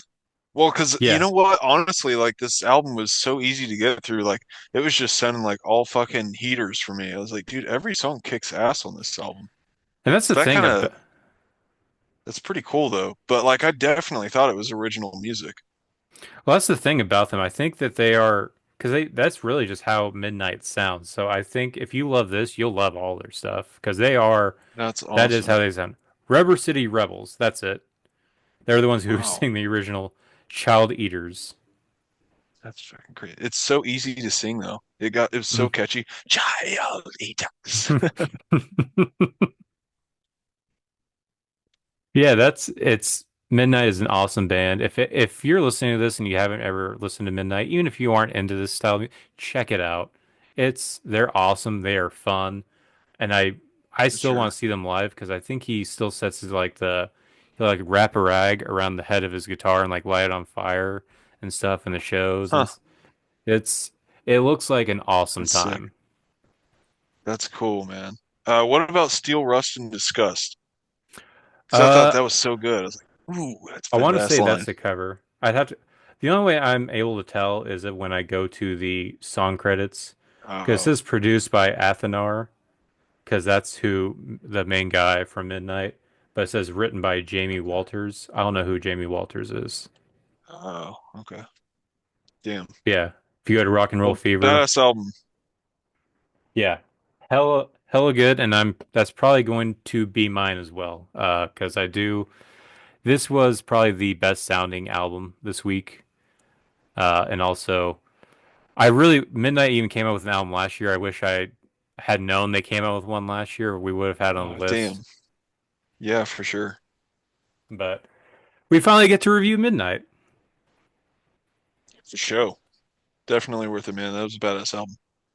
Uh, my second one for this week. Yeah, this other album. I'm having a hard time pinpointing because it feels like there's specific sound, but I can't pinpoint who they specifically sound like. But that is this new album. I'm done with self-care. It's time for others' harm by Thus Spoke Zarathustra. Um, this is like a old school OG style deathcore for a newer band. Um, but it's not the other like the other ones we've done. Like we've done Crucifixion, we've done I feel like there's another band that does a similar thing, but to where they go back to more of that OG deathcore MySpace sound. This is Mm-hmm. not that like dirty, super heavy way. This is almost like more melodic a little bit in some sections. It almost reminds me a little bit of like As Blood Runs Black's second album, Instinct, or even a little bit of like a less still melodic but less melodic version of Conducting from the Grave kind of Mm, stuff. Um, yeah. but I don't know. I did enjoy it. It's not moving the needle. It's not groundbreaking. It's not super amazing, but it does hit a spot. So I did listen to this a lot. What was your thoughts on this album? Yeah, man. There's definitely a lot of cool shit going on. They definitely bring that like early 2000s vibes, and I honestly get like the first track or one of the first tracks. I Can't Save You. The opening, like it sounds like a Black Dahlia murder kind of Hmm. rip off, like honestly. But they just pull off those sounds really well, and it brings those sounds from that era, but it's definitely more clean sounding. Like it's Hmm. got that like modern day quality production on it. So, but um, a lot of cool stuff. I think that um, some of it's just kind of hit or miss for me, but they get these parts, these random moments where it just fucking crushes. And I mean, it gets badass, like, Hmm. just crazy cool breakdowns. So, um, definitely worth listening to. I think I'll have to like kind of delve into it more. But yeah, man, it was interesting. I did notice that looking at the track list now, it does look like there's some features on here. Boundaries on the track I Can't Save You, which they had an album last year, but I want to say we missed it. And it was on a lot of people's radars, but Oh, the Spoke there. Oh, you talking about boundaries? Boundaries, yeah. And Yeah. then the other feature is Santosha, which features the one, the only Big Chocolate disfiguring the goddess. So that's pretty sick. But and I think he's got a really badass breakdown if I remember right. But yeah, man, interesting. Yeah, good fun album. It's I don't know, I'd be interested to see how this band does. Cause I do kind of like this whole OG deathcore kind old MySpace deathcore sound kind of coming back a little bit. It's interesting. But yeah, For sure. that's this new album, The Spoke Zarathustra, with their new album, I'm Done with Self-Care. It's time for others' harm. Check it out. Um, this next album I was not into, but then after I listened to it, I saw that there's a lot of people giving it praise. And Hmm. that's this new album called Realms by Hexarray. Um, which if someone, if I didn't know any better, if someone came up to me and said, "Hey, check out this album. This came out. This is a very obscure band that came out in like the early '90s, but they're awesome and people are finally discovering them," I would 100% believe you because it does have that like old black metal sound. But I don't know. For Yeah, me, it just kind of throws me off. it sounds like it was recorded in a cave in Norway in 1987, I want to say. And Yeah. if I had to take a wild shot in the dark, but yeah, man, it was definitely a vibe change from the album before. And it was just definitely has that old school black metal feel. Um, I can't say, I remember it thoroughly, but definitely prominent old school black metal vibes. Yeah. Like I feel like the biggest audience for this album would be people who are very much black metal purists, like the true cult kind of people. I feel like this is like Real the raw. album right up their alley. Just for me, it's just not hitting me the right way. Just a little too raw for, especially coming off the heels of earlier in this playlist, Blackbraid. I was more in the mood for that type of black metal. This was Mm. not really uh, scratching my Kind itch of for black metal. kind of too raw for your alley, is what you're saying. Yeah, too raw dogging on the black metal. I need some protection when it comes to my black metal. But yeah, that's this new album, Realms by Hexarray. Check it out if you want to stay true cult. Um, Up next, I don't know if this is technically an album or if it's an EP. But that's this new release from this band called Mad Rost with the title Imagination Theory. Um, I'm not gonna lie, I kind of like this sound. It's a very, I don't know, like thrashy. What would you call this? Just kind of, Yeah, definitely like a death, death and thrash. Um, and yeah, it was cool, man. It rips. But I didn't listen to a lot of this one. I gotta say, but I dug the vibes. yeah, I I love the like this. cover. I think it's also just the whole it's a huge vibe change from coming off the rawness of Hexarray right into Madross because I feel like the production on this was very well done. It's very crisp, and then the thrashy new wave of thrashness sounds very good and crisp on this. I was a little surprised though because I assumed like this was like a newer band, like a new small band, but this album has a live track on it. Oh And then wow. so I did some digging. This band's actually been around since 2012. Uh, Oh wow. So yeah, they have a couple of live albums. So yeah, if you like this, Hell yeah.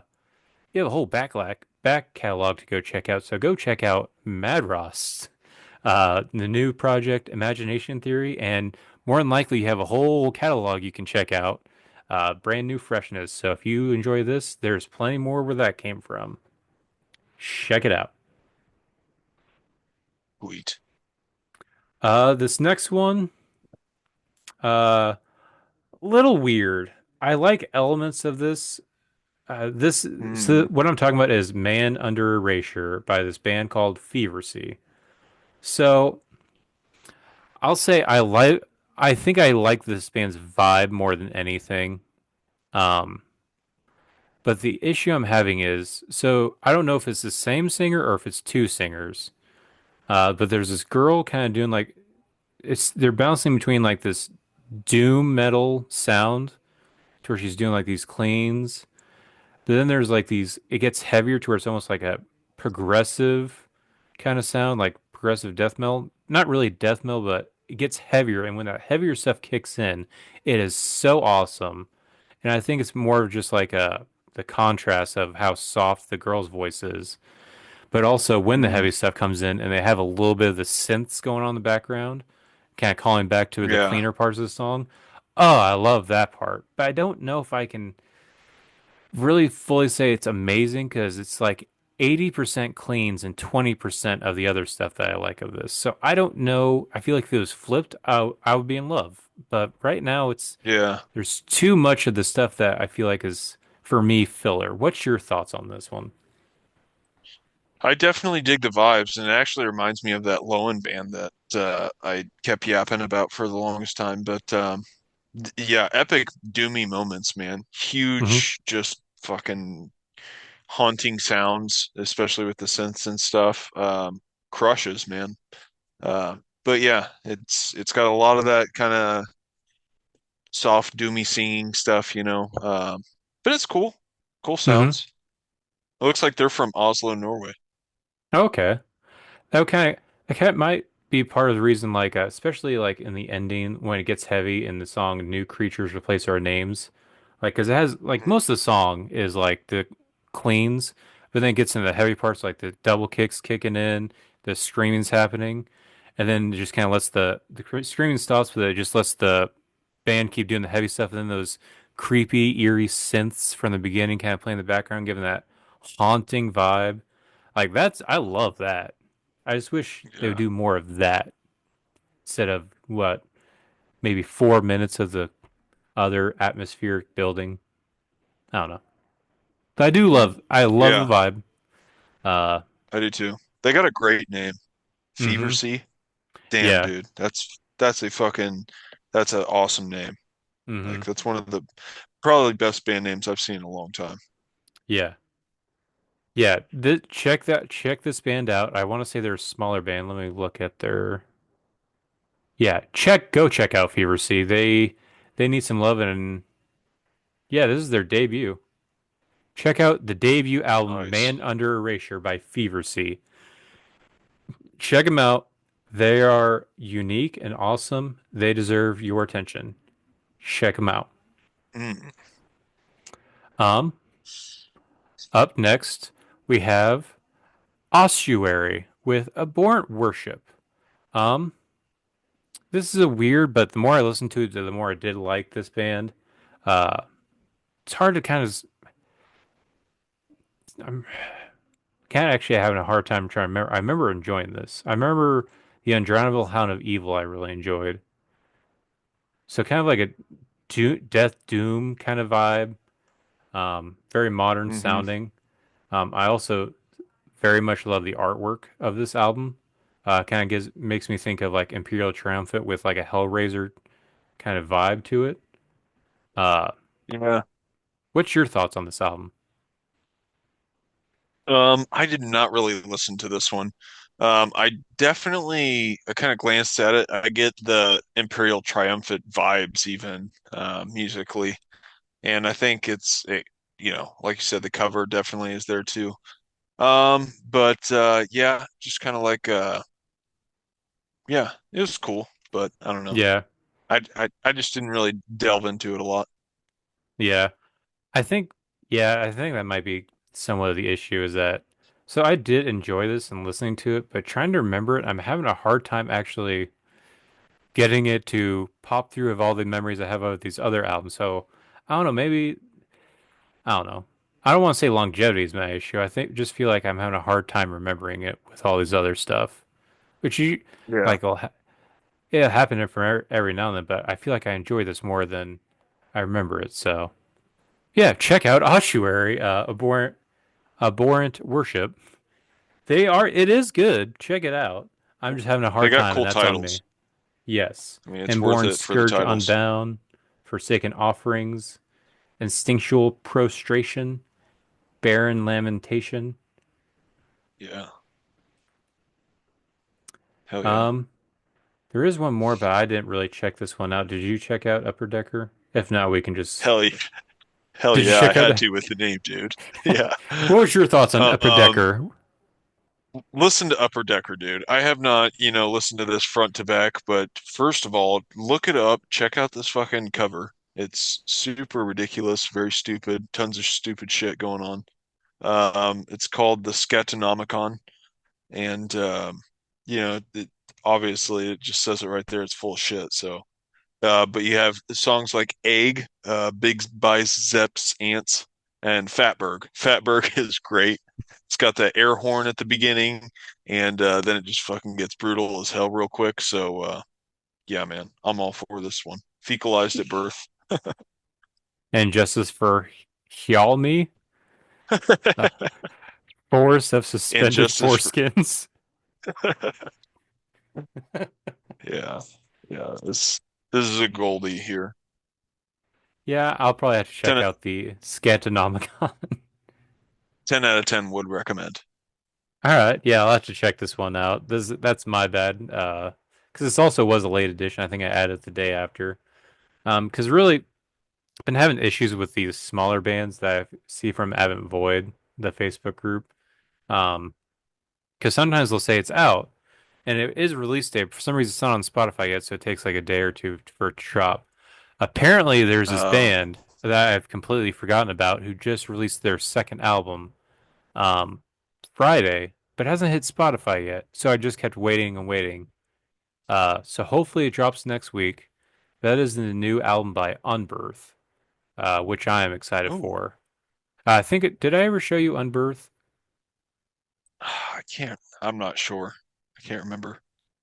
You might They're have. So if you remember the record label New Standard Elite, it's pretty much all like brutal death and like slam bands is pretty much what all of New Standard Elite's lineup is. But Unbirth was on there, so I checked them out because I was going through all their roster, and they're not brutal death metal, they're not slam, but they're just regular awesome. I think it was just the contrast. It's awesome death metal. So having a second album almost 10 years later, uh, it's exciting. So hopefully that will come out soon. Pillars of Hell yeah. Cacophony. Yeah, so I just sent you this. This was a Sean Rec this week. This is some very intense, dissonant, twangy type metal shiz. If that sounds like it's up your alley with blasts in your face, check out Pirelli Pomena by Pillars of Cacophony. So yeah, this is on Bandcamp. I can't speak for Spotify. I have not looked it up on there. I'm looking them But up yeah, man, now. it's got some crazy shit in here. Yeah, I'm going to check this out because that sounds like I might be. I don't know. It can go either way. It could be awesome, or it could be because kind of like the one with the Minotaur that he sent us, the one with the almost unpronounceable name. Do you remember the one I'm Yeah, talking about? it's like 90% of them. That one I kind of I don't liked. know. And then he sent us the Yeah. other one where it's like the Jesus one. And that wasn't too into that, and that was also maybe uncomfortable. So we'll see which side of the Yeah, it's either awesome or nails on chalkboard. yes. So we'll see which side of the thing It's a is coin. for this one. Yeah. So Yeah. I'll try to listen to that this week and come back with an answer on that one. Hell yeah. Yeah, I think that's it. I did send you something though last week. It's been a minute since I've listened to it, so I'm gonna try to remember. I remember my thoughts on it, but that was that new album by Angst. Ancst, I Mm, want to say, because I've been seeing a lot of yeah, buzz about this album. Oh wait, album angst or gutrectomy angst? It's an actual band called Angst, or is it Angst? Oh, let me see this. Yeah, Angst. Maybe. It's Oh, uh, okay, okay. ANCST. mm-hmm. Right. Okay. Yeah, with Shit, I their new forgot about album this one. I did Dominion. listen to it. Yeah. So I remember I've been seeing a lot of people talking about this album, and I missed it when it came out. Re-listening to it now just to refresh my memory. It's an awesome sound, and it is pretty good. The only thing is that for me, anyways, it felt like the sound kind of wore thin after about the fourth track. Um, but I will say those first four songs was like, oh God, this is awesome. I see why everyone is talking about this. What were Hmm. your thoughts on this? It sounds awesome, dude. I didn't, like I said, I didn't listen to this one all the way through either. But from what I'm glancing at now, I'm definitely liking what I'm hearing. Really Mm-hmm. good quality production sound to it. Everything sounds crisp and clear. I'm gonna have to delve through it later, though. Yeah. Yeah, I'm going to have to go back. I don't know. I feel like I need to actually put this on a playlist or else I'm not going to fully sit down and try to listen to it. So we'll probably just put this on the playlist along with Pillars of Cacophony, just so to sit down and actually give a full review on this. Yeah, First we'll world come back. problems. We'll be back with Angst new album Dominion. But yeah, any other new releases you think we missed? Um, I don't think so. I gotcha. Are we good to move on to metal news then? I think so, man.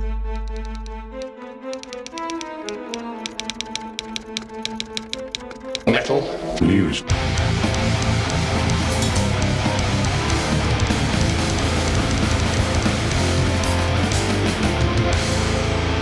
All right, metal news. Um, two things I think we technically could talk about. One of the things was the thing I saw you sent me, um, and that is so Cryptopsy is re-releasing, I think for a 30th anniversary for the Blasphemy Made Flesh, their debut Yeah. album, and part of it they're going to have an 8-minute medley featuring who's all in the featured in this medley again? I know it's a lot of big names. So, okay, I guess I missed that part. I didn't even realize it was an 8-minute medley.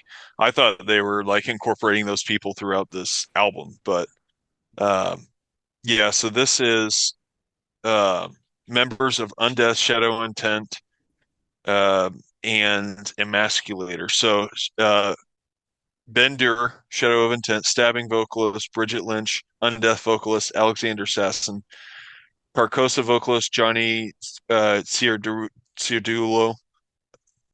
Unfathomable Ruination vocalist Malika Sundaramurthy. But I think she's more primarily emasculator right now. But and then Billy Strings, the bluegrass musician, because I guess he's a mega fan of Cryptopsy. So that's pretty badass, man. That's cool as hmm hell. Yeah, it's when I saw that I wanted to figure out if I could just go ahead and pre-order the vinyl. But that's the thing, I don't know if it's on the vinyl or I don't know if it's only on CD or on digital. Because I didn't see anywhere on the Hmm. track list for the vinyl how where that's gonna fit. It'd definitely be interesting. Like I don't know that album off the top of my head, so I would have to. I don't know. I'm excited to delve into it with this though. hmm I think it's I'm really looking forward to that, man. This And band is just fucking climbing the totem pole for me, dude. They're awesome. I'm interested to see how this medley is gonna go. So are they gonna do like sections of each song, just like very quickly, and then the whatever guest vocalist will do the part for that, and then just kind of culminates into this giant 8-minute track? Because I don't I understand how don't that would know. work. I don't know. Is that what the article says? Like I don't even think I actually read the article. I think that I just looked at this little tag post. Yeah, I want to say But because I saw that and started thinking, it's like, well, if it's a remaster, you're gonna have a lot of people pissed off. It's like, why are you gonna re-release an album? We just want the songs on vinyl. We don't want all these other people on it, kind of thing. So I do want to say that's what the plan was. So that way they could re-release it. Everyone could get on vinyl, and if they want to, there's this extra medley. Just a second. So this is from Metal Injection. Scroll on down. And a new medley called Season Mist is reissuing Cryptopsy's 1994 debut Blasphemy Made Flesh, and it's got seriously impressive bonus material. The new version of Blasphemy Made Flesh will feature the entire original album, a previously unreleased 1995 live set, and a new medley called Blasphemy Made Flesh featuring the following. Then all those people. Where's the part where that's it's eight? badass. I don't know where I got the 8 minute part. Yeah, they're all going to be in one medley called Blasphemy Made Flesh. So I'm wondering if it's one of those things where it's going to have sections of each song, and then each of the guest vocalists does this thing from that song That'd be to where it sick. I all don't know. mashes together. Yeah. Or maybe they're just taking that album and taking the best parts. They're just gonna make a song out of this. Well, that's what I'm kind of thinking is what they're doing. It's like just You one think? long, yeah. Wow. That'd be interesting. I don't know. Excited to hear it though. hmm That's for sure. And also, the went further in the article. I guess Billy Strings is actually so I've been seeing him every now and then for like guitar stuff. He's like a really good guitarist on the bluegrass side. But I guess he helped fill in. I guess there's like weird borderline grindcore hardcore band called Flesh and Blood Robot. He helped fill in for guitars when they reunited. I watched that. I was like, oh, that's cool. But then some of these people started looking familiar. I was like, wait a minute. So this Flesh and Blood features people from See You Next Tuesday. Hmm. So Billy Strings is playing music with pretty much See You Next Tuesday people. It's all it just Wow. I just find it weird that someone who's pretty popular in like the bluegrass country is into great music like stuff Yeah. like that. It's very weird, but then I mean, you got dudes like Mark Morton who's very hmm um vocal about how he's primarily a fan of blues and like metal's just kind of Yeah. like a side thing for him, which is bizarre, but Yeah. But it always it's pretty feels cool. like I feel like it's more understandable though, like when you get into like the in the extreme genres like metal, for them to Hmm. be like some kind of like pop sensibility or more mainstream like likes and stuff like that. But I find it weird when it's the other way around, like mainstream people like more of some of this extreme stuff, like Post Yeah. Malone liking metal and Billy Yeah. Strings liking Cryptopsy. I always find that stuff weird. Or I want to say even Demi Lovato said she went to a Job for a Cowboy show when she was a teenager. Yeah. That's pretty weird. That's crazy. So Pretty it's always weird bizarre. when mainstream people and artists are into that stuff, but it's still cool. Hmm. I want to say even this isn't extreme, but I guess I think American Idol, Carrie Underwood helped a guest sing Bodies by Drowning Pool. Yeah. Yeah. It's like, but even then, that's body shit. Who hasn't heard that one? Carrie Apparently Underwood's crazy though. She fucking plays drums and everything. yeah. She's nuts. Uh yeah. Other news? This is the one I sent you today, I think. And there's a Hmm. new tour announcement. Um, the name of this tour is Yeah, called totally out of left Rituals field. of Hate. Uh, this is the new Whitechapel is touring their new album Hymns of Dissonance with this tour again, but this time the tour album's actually out this time. But they are bringing some support from some heavy hitters. They have Body Snatcher, who makes me excited. Um, Fuck you, motherfuckers. we have Angel Maker, which is kind of I'm either way. I'm not super into Angel Maker. Some songs here and there, but it'd still be cool to see. But Yeah, their opener is exciting. And that is Disembodied Tyrant is opening. yeah, that is pretty nuts, dude. I think it's a pretty stacked bill. All those bands obviously catch a lot of buzz. I think it'd be cool to see Angel Maker. They're now, being fronted by the dude Ian from X Rings of Saturn. Ooh, So yeah, he's now, I believe, their main vocalist. I want to say the other one left just recently. yeah, So I remember seeing that. I didn't know he uh, took his spot. That's awesome. I'm wondering what he's been yeah, doing. yeah, they recruited him a while back, and I want to say they toured like that with the duo for a while, and then the other guy just decided to quit, I guess. So So do they still have two vocalists, or do they only have the one now? I don't know. I'm not really sure, but yeah, I know they were like a two vocalist band, so I'm not 100% on that. I'm not big on Angel Maker, but I do think they'd be a fun band to see live. I know they played here in Columbia at, I want to say the Blue Note, and they fucking crushed. I heard nothing but good things. So, I think it'd be interesting. but I yeah, don't know. I haven't never been super into them, and I think it is because the two vote. It just feels like there's too much going on.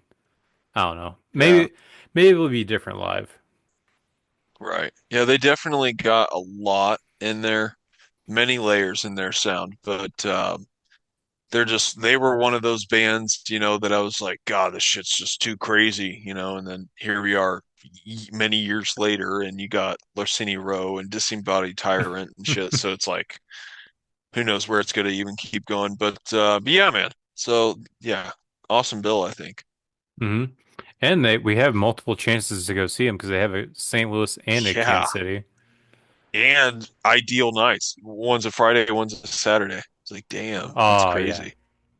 So yeah, In the Midwest, dude, to get those options, that's awesome. and I think I even have more options because I want to say there's an Arkansas and a Oklahoma City date. So if I'm lame, and not able to go to those other ones, I can still go Sunday to Oklahoma or somehow on a Tuesday go to Little Rock, Arkansas. Yeah. I don't think that one's happening, Definitely. but Yeah. Definitely got the options. hmm Um, trying to think if I had dude, I know I had metal news. I'm just trying to remember what it is now. Damn. I don't know, man. Did you have anything else? nothing I can think of because I always feel like that's why I try to send you some stuff. But Yeah. so that way I have like some kind of documentation like I can go back to, but I can't think of anything else of metal news wise. Let me Besides, see if I can find something that reminds me. I knew there was something else I was going to bring up. I just cannot remember what it was. Oh, yes. Probably the most important metal news of the day. We have an update from the Masters of Speed themselves. I don't know if you saw this. I probably should have sent oh, it to you today. I know what you're talking about. The Spire of Arches has picked a new drummer. Archspire has picked a new drummer, and they've picked another Spencer. This time it is Spencer Moore, not their old one. Spencer, I can't remember his name. Spencer Less. Yeah, is that it? Or No. I don't know. Let's see. Here, let me get the dish. Let me do some online verification processing.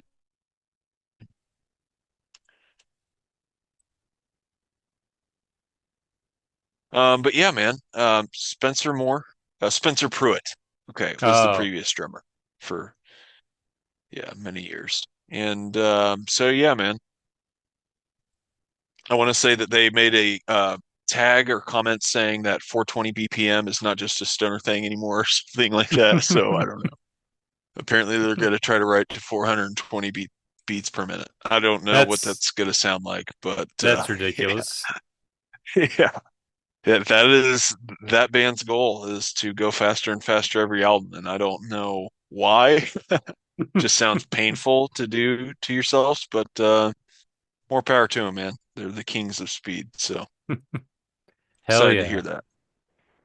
Awesome. Glad Archspire's continuing because one of those once that drummer left, it is a weird situation. Like, so what do you guys do Yeah, now? Because I want to say they had a promo towards the or when they were announcing it was like how many people in the world could actually play this stuff, and how many of those people are willing to actually join the band, kind of thing. So it's one of those weird right. situations. Yeah, it was definitely odd, but I guess I was more surprised at how many like submission videos they actually got.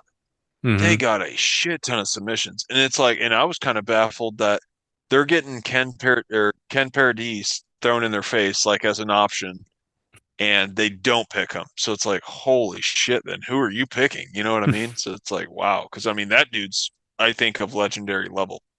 But he also got him a legendary spot being the drummer and aborted now. So Mm-hmm. um, I think it would have been a hilarious move if they just did the swapperoonie and picked up the dude that aborted kicked out. But Yeah, we here at but yeah, man. Archspire believe in second chances. Yeah. Uh, but yeah, man. So new Archspire drummer, new Archspire on the horizon, hopefully. I'm excited. Hell yeah. Exciting times. Do you think maybe we get a new album later this year, or do you think it's gonna be till next year? Uh, I don't see it being 2025. I'm betting it would probably be 26, maybe, if we're lucky. If I they already gotcha. have songs lined up, I would imagine. But I get, who knows? We'll see. Yeah, I just feel like it's been a long gap between the albums, so I don't know. We'll see. Yeah, what was the last one? Golden Mouth of Ruin, right? And I want to say that was like around COVID. Yeah.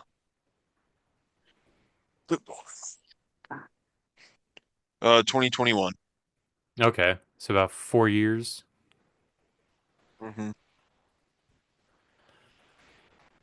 Yeah, so it could go either way. They might actually wait until 20, because I feel like if you get a new drummer, you want to tour with them just to make sure everything's kosher and that he is broken in, Hmm. kind of thing. So we'll see. Speaking of, if you can, go ahead and look up the Golden Mouth of Ruin cover picture. I remember what it looks like. And I don't know, I think I brought this, yeah, I remember I brought this up to you years ago when it came out, but I don't know if this was just a trick on their fan base. But they said, I remember it being stated, I don't know if it was a comment or their caption, but whenever this came out, a lot of people were like, why is the face squished? And they were like, you got to turn it sideways to get the effect or something. So I feel like I was trying to turn this cover sideways forever to get like the effect of the, like, it was, I don't know if it was 3D or something, but then I was just like, man, I think this band's really fucking with me or fucking with its fan base. But like the cover of it's always just looked off because of that squished skeleton face thing, whatever the hell it is. And like it's always driven me nuts. And I want to say it's Ellerin Cantor. It does look That's like what kind his of kills me. style. I don't know. Yeah, It does look weird because I don't understand what's supposed to be going on. It looks like a giant I mouth, know, but on the right? back is a face. But out of the mouth comes, it looks like a bunch of gold bodies and a gold hand coming out. So I don't know. I don't know what it's supposed to be. Yeah, it's definitely like some mind fuckery of a cover. Yeah, I don't think if you flip it, it looks any. Yeah, I mean, I don't know. I guess I would have to have the vinyl on my hands and really turn it, but then I feel like, I'm either just gonna end up being like, they got me. Or I think that would probably be the result. Because they're kind of a fuck around band. They do Twister in their mosh pits, so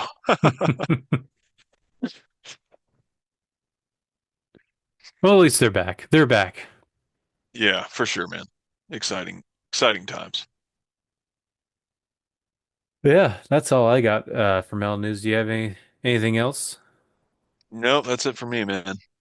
All right. It is kind of getting late, so are you ready to just let's get this Morbid Angel thing. Are you ready Let's for do that? it. Hell Yeah. yeah. All right, here we go.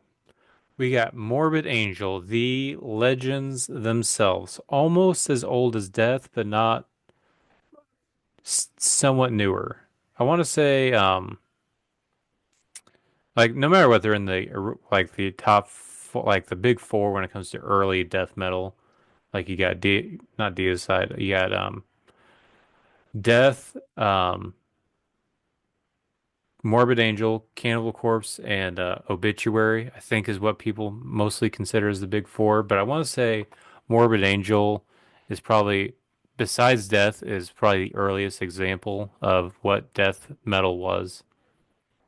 So this is a band I've always kind of somewhat known about, got into in different stages because I remember when I was like 12 or 13, I went to a friend's house back when we had only Xboxes, no numbers at the end, and his uncle uploaded some music for him. Which at the time I was mostly into like hip hop and rap, like Yin Yang Twins, Lil Jon. But he put Morbid Angel on his Xbox, and my buddy was like, "Look at this band called Morbid Angel." So I've always, since then, known about them. Uh, got into them and like when they had their comeback. So this is a band I've kind of like, but going through this more and more, their discography, this crushes. I do love Morbid Angel's discography, and this was an awesome. I think I got this done in about 2 or 3 days. Just solely listen to Morbid Angel because I love this, especially their early and mid stuff. They have a couple albums here Hmm. and there that aren't like, and I'll get to that I'm not into at all, but most of this stuff is awesome. So, Hmm. might as well just start at the beginning, way back in 1989. And that is their debut album, Altars of Madness. Um, this is so Death had already kind of laid the groundwork. I want to say at this point they had 2 or 3 albums already out. But this was, in my opinion, some people might have different opinions. In my opinion, this is more of what I think death metal sounds like. Like I feel like this sounds Hmm. more like death metal that we know it more than what Death was making at that time. And I so you got, agree. They bring the heavy, whereas I think mm, that's where the death kind of lack, you know. mm-hmm. And I feel Put it like nicely. it flows better. It has a more evil sound, and that's mostly because of Dave Vincent's vocals, and then Trey, a bunch of Hmm. letters. His guitar work is amazing. Very gives that sinister vibe, even just on Immortal Rights. That I don't know if that's the synths, but I want to say the guitars are also doing stuff on that, just adding that little extra, almost like classical music vibe a little bit to it. So even this album I love. You got Immortal Rights, Visions from the Dark Side, Maze of Torment, Chapel of Ghouls. Awesome album. Great start. I'm probably gonna give this one a 9. What's your thoughts on this album? Um, I liked it. I don't know that I was crazy about it. I was kind of surprised that this album is so popular. And I'm going into this ranking totally Morbid Angel list, like in my previous years of listening to metal. Surprisingly, I don't know, missed them. But this was fun to do. But this album, I was like I said, I don't know. I was surprised to find that their top songs were off of this one. So Hmm. it's good. It's got the bones. It's got the groundwork there. I think of what this band does over time. So I would give this probably a 6.5. Okay. Oh, and I might want to. I'm gonna put this up. I might have 2 10s for this one. For this discog, just a forewarning. Okay. Okay. Um, so you are allowed, if you have multiple 10s, you can give them out. Just so we are on even ground when it comes to this. So that way you're not like, well, I was saving my 10 for something else. That works for me. All right. So yeah, that was their debut. Just 2 years later, they come out with Blessed Are the Sick. And it feels like this one is, I don't know if they got a lot of money thrown at them. This feels like an even bigger step up. And from what I was reading, Trey, the guitarist, he was a big fan of classical music, and he actually dedicated this album to Mozart, and and that's why he incorporated a lot more classical musical elements in this album. And for the longest time, I always skipped this album just because the cover bugged the shit out of me because it's ugly as sin looking at it. But if you actually look at the Jeez. actual painting, it's actual awesome painting. I understand why they wanted to have it, but whoever put it on their album art, um, oversaturated the shit out of it and it looks like shit. But either way, the music itself, this is actually an awesome album. I would say better than their debut. You got Fall from Grace, Rebel Lands, Brainstorm. Um, this is an awesome album. I'm probably also going to give this one a 9, probably a 9.1, just to give it a little bit more of an edge over Altars of Madness. What's your thoughts on this one? Okay. I scoped it. I still just it didn't pull me in to make me crazy about this band. I definitely think it's a step up from the last one. Seems like the structure of the songs are kind of getting rounded out a little bit better. But yeah, it was all right. So I'd probably give this one a 7. Okay. So, 16.1. All right. Up next, we have, want to say, if I remember correctly, their most highest selling physical copies, and that is their third album, 1993's Covenant. Getting more into like the evil, satanic, like oh, they've always been in a little bit of that. This is more in the forefront. We got songs Okay. like Rapture, Pain Divine, World of Shit, um, and then also their big one, God of Emptiness. Also, a song Sworn to Black. Um, Another awesome album. Um, Actually, you know what? I'm going to change my opinion. I'm only going to give 110. But it's not, I'm Okay. going to give this one a 9.4. What's your thoughts on this one? This is definitely getting cooler, I think, sound wise. The vocals are like the one thing with this band is the vocals on every album have gotten better and better. And I think they continue to do so. But yeah, man, the riffage is even getting there too. Some groove and elements and just super badass heaviness throughout. Yeah, I like this one more. I think I would give this one probably a 7.5. Okay,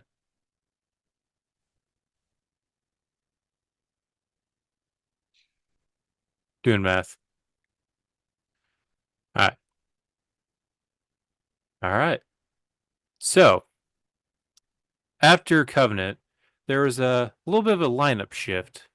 And so their rhythm guitarist, or one of their guitarists left, not Trey, but one of their guitarists left. So they decided to recruit this young guitarist from another band. Uh, and that is the one and only guitarist that we've talked about a lot. Uh, that is Eric Rutan. He Oh yeah. joins Morbid Angel, and around this time they also decided to change their sound a little bit, get a little bit more into grooves, more awesome riffs. Uh, Hell yeah, dude. so this is kind of a divisive album. You have people who love this album and people who hate this album. Um, for me, there's songs I absolutely love on this album, but there's some weird things on this album. So I'm kind of in the middle of the road. But I will say I Eyes to absolutely, see, yeah, eyes to I hear, ears to hear. here's I do like that song, but for me the top songs on this is obviously Dominate, but then Where the Slime Live I think is Yeah. awesome as shit. Oh, dude, that fucking riff, man. I feel like it got Rutan written all over it. That Hmm. fucking squeal to, woo, dude. Oh, it's so good. Yes, that is what draws me in, and that's why the whole reason why I'm giving this one a kind of a high ranking is mostly because of that song. It's if I go to Morbid Angel, I'm usually listening to Where the Slime Live because that is an awesome song, awesome riff. Yeah. Um, Yes. I was but glad to there, see that that was the number two top played song on Spotify. It's like, hell yeah, yes, that's fucking badass. I will say though there is some more weird experimentation. I want to say, is it Caesar's Palace? Which one is it that is just like a long instrumental, but it's not like it's just almost like because that's the thing about forgot to mention the previous album. Sometimes they'll do like these interlude tracks, but it sounds like they're trying to be like epic and like ancient sounding, but it comes off more as like Age of Empires lobby music. Um, Mhm. and I feel like there's some Dreaming, song. I think it is. Yeah, that sounds right. Yeah. And there's some of that more of that in here. It just kind of throws me off. But I'm still probably gonna Yeah, it give this almost a kind of captures too much a little corny edge to it. mm-hmm, which But kind of throws off that awesome heavy momentum that was in the first half of the album. But so I'm probably gonna give this a 9.5. What's your thoughts on this album? I love this album, dude. It's where they really started to get my attention in the discography. And yeah, man, that riff on Where the Slime Lives, badass. And even like a weird kind of theme, I guess, it's like but it's great. It matches the cover well. I feel like it meshes with the cover well. But it's cool, man. I really dig this album. I think I would give this one a 9. All right. I will say though, so I don't know how I feel about the album art. Yeah. What's your thoughts on the album art? I like the album art with I like the slime maybe because I relate it to the green. I mean, but it looks old, pixelated, and it's looks like it's obviously just copy and paste symmetry type shit and kind of shitty in that way. But there's something about how the star kind of fixes it for me, and Hmm. the logo is also green. So the matching Yeah. colors, I really like that. And like I said, the star, it kind of breaks that symmetry for me. So I don't know. I Yeah, and I I will it's a pass for me, but yeah. I could see where it can be kind of hated. I don't it's one of those things I'm on the edge about it, but I hate the alternate album art more, which I don't know if you've seen Mm, that. It looks I like don't think so. statues like half buried in sand, but they have like a reddish glow around them when they go around into the sand. It's just it's weird. But I Hmm. was looking at Morbid Angel merch, and I was specifically looking at the Dominate album's hoodie because it's a dark green hoodie with the album art on the back, so it That's adds more cool. to that slime. So yeah, Yeah, that's tight. so that's Domination, 1995. So a couple years later. There's more strife in the band. David Vincent, I don't know if he gets kicked out or leaves, but either way, he's no longer in the band after this album, and they recruit a new singer slash bassist named Steve Tucker. And for some reason at this point, Eric Rutan also leaves the band. He comes back later, don't worry. So I want to say I don't remember if they have a filling guitarist or if Trey just does this all by himself, but either way, with this weird lineup, they come up with an album 3 years later called Formulas Fatal to the Flesh. And also added on to that, from what I understand, this is where they stopped focusing so much on Satanism and start focusing more on ancient, the ancient ones that more Hmm. like an H.P. Lovecraft or ancient Sumerian stuff that Trey's very into. Uh, Okay. But even with that, they still chose to. So the reason it's three F's in the name is because F is the sixth letter of the alphabet, so it's still Ah, 666.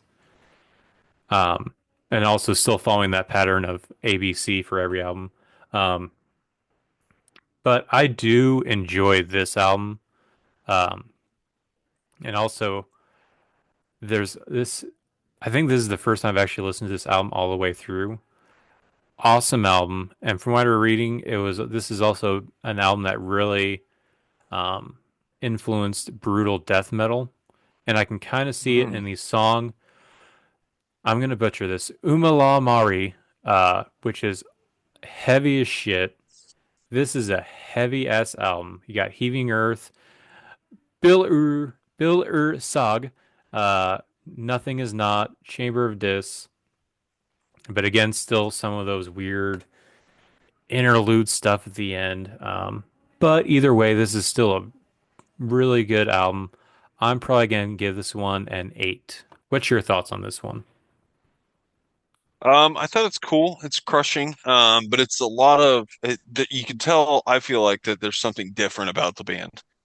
It's a lot of kind of start-stop riffage, with just kind of, erratic transitions. But I love the groove and riff and Nothing Is Not, dude. That is like sticks in my brain.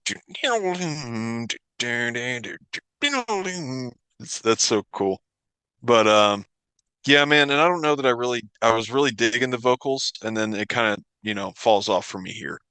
But I could definitely hear the brutal death in these vocals.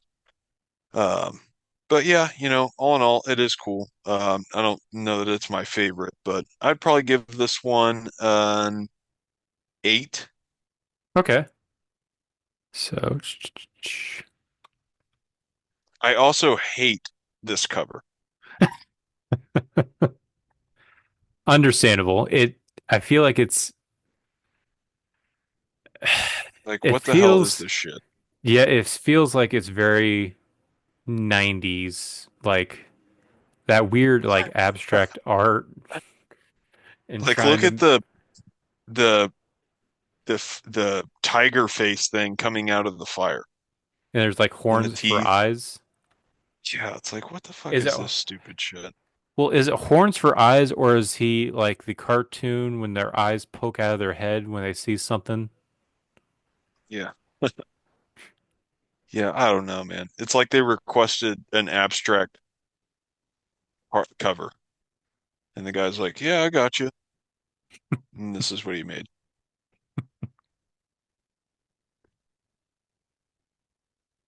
Yeah, it is. It's a weird time for the band because, like I said, they lost their like main person, so they had replaced it with Steve Tucker, and then also Eric Rutan, who, and that's the thing. I don't does It's hard for me to tell. Is Eric Rutan changing the band sound, or is he adopting it to their sound and took it with him to his future bands? It's hard to tell for me.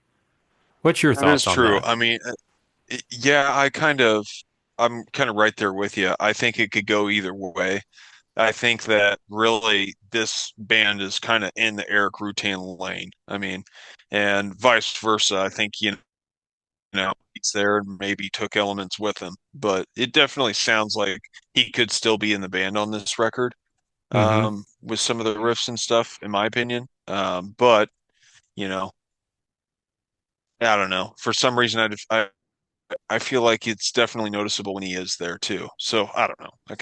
I'm kind of back and forth, but Yeah, I do kind of wish that Morbid Angel would have Eric Rutan come back in this band because I feel like that would bring the excitement back for this band. But yeah. good news is for our next album, came out 2 years after that one, he comes back for an album, and that is Oh yeah. Gateways to Annihilation, and we're back to Morbid Angel being awesome again. Still has Steve Tucker, but you still got Eric Rutan writing awesome riffs. You got Summoning Redemption. You got Age of the Still I Am, He Who Sleeps. This is an awesome album. And I know originally I said I'm going to give 2 10s, but actually I think I'm not going to give it a 10 at all. Because now going back through these, I'm kind of having a hard time figuring out what would be best. But I'm still probably going to give this one probably the higher ranking, probably a 9.7. What's your thoughts on this album? I love it, dude. I love this sound. It's kind of brings me back on the Angel train from the last record.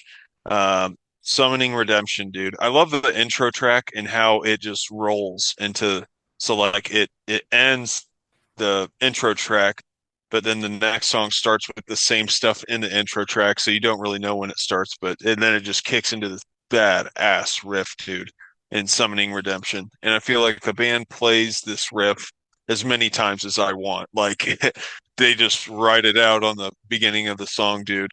And then they finally kick in the vocals later, and I feel like is this a different vocalist than the last record? No, I want to say it's still Steve Tucker, the guy from Fatal Flesh, Formulas Made Flesh. Okay. Well, it definitely seems like the patterning and shit like that is more well developed with this record, and I think the sound's just better too, in my opinion.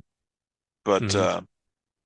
awesome, badass riffage, So again, I don't know if that's the routine element or not. I don't know. I feel like you can also hear a sound like this record really reminds me of Hate Eternal. Like I Hmm. feel like that the tuning or something. It's just definitely got that Hate Eternal vibe. So, but I really liked it, man. I mean, sick riffage, super heavy, heavy as hell.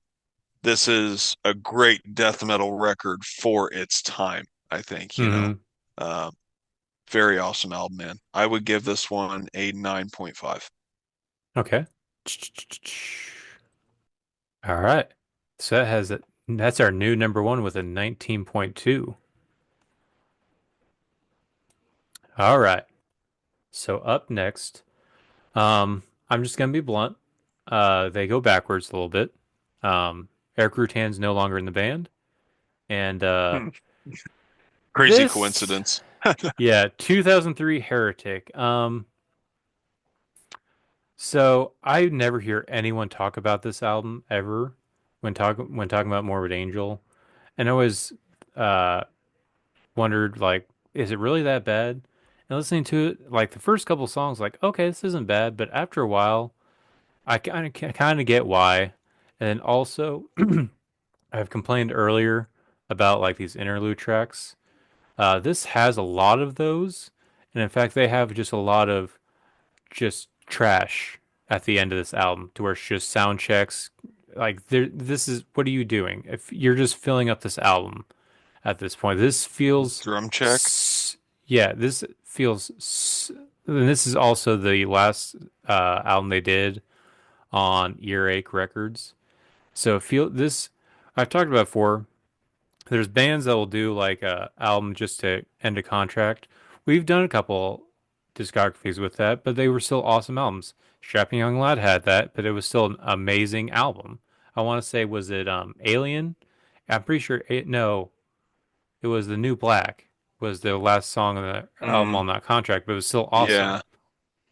This Hmm. is the opposite of that. This feels like they literally just had a couple songs like, fuck it, end this contract, and this, The album, um, they definitely paid like a $20 bill for that album cover. yeah, Absolutely. like the name of the album is probably the coolest thing about this album. Other than that, Yeah. I'm probably gonna give this a 6. What was your thoughts on this? Have you listened? Yeah, I would give this a 6 as well. I mean, it's just very clunky, Mm-hmm. for it, which it really threw me off when I first listened to it. But the clunk, it doesn't really go away. It's kind of throughout it, I feel. Yeah. Transitions just kind of sound a lot more rough. Um, so yeah, I didn't stick with this one a lot, but I'd probably give this a 6. All right. So yeah, that's probably gonna be our bottom one. That is 2003's Heretic. Um, this album was so bad that they decided to just kind of take a break for a while. But 9 years later, David Vincent, or so at some point between 2003 and 2011, David Vincent rejoins the band. I want to say it's like mid 2000s, and they start working on their new album. But it takes a long time for this album to come out, and they were working on it for years. There's a lot of hype around this next album, but there was some warnings they kind of gave everyone that, hey, this new album is going to feature some industrial, is going to feature, we're Hmm. experimenting with industrial music. Uh, and most people, like, this is the album, when it came out, I went and bought it. Um, this is the only album I have of theirs that I've ever actually owned physically. So this Hmm. is kind of, so what I'm talking about is 2011's Illud Divinum Insanus. Most people, when talking about this album, talk so much shit on this album, but, Really? but, I'm going to say one thing. Uh, I see some of their criticism because for the longest time I thought, yeah, this is just the industrial album. Going back through this is actually a pretty good album. Yes, there's some cringe parts on. It starts off with the long intro that they do, omnipotence, and then goes into Too Extreme, which already feels a little cheesy. Doesn't really help with that. This is like your first introduction of them introducing the industrial part, With an which just exclamation point. yes, and that is literally the chorus is we're too extreme, and it's has this annoying sound which just sounds like someone's just going in a microphone, and that's just throughout the song. So if that's your turn off, just stick with the album because immediately after it goes right back into kind of David Vincent's era of Morbid Angel, with Existo Vulgaro, Blades for Ball.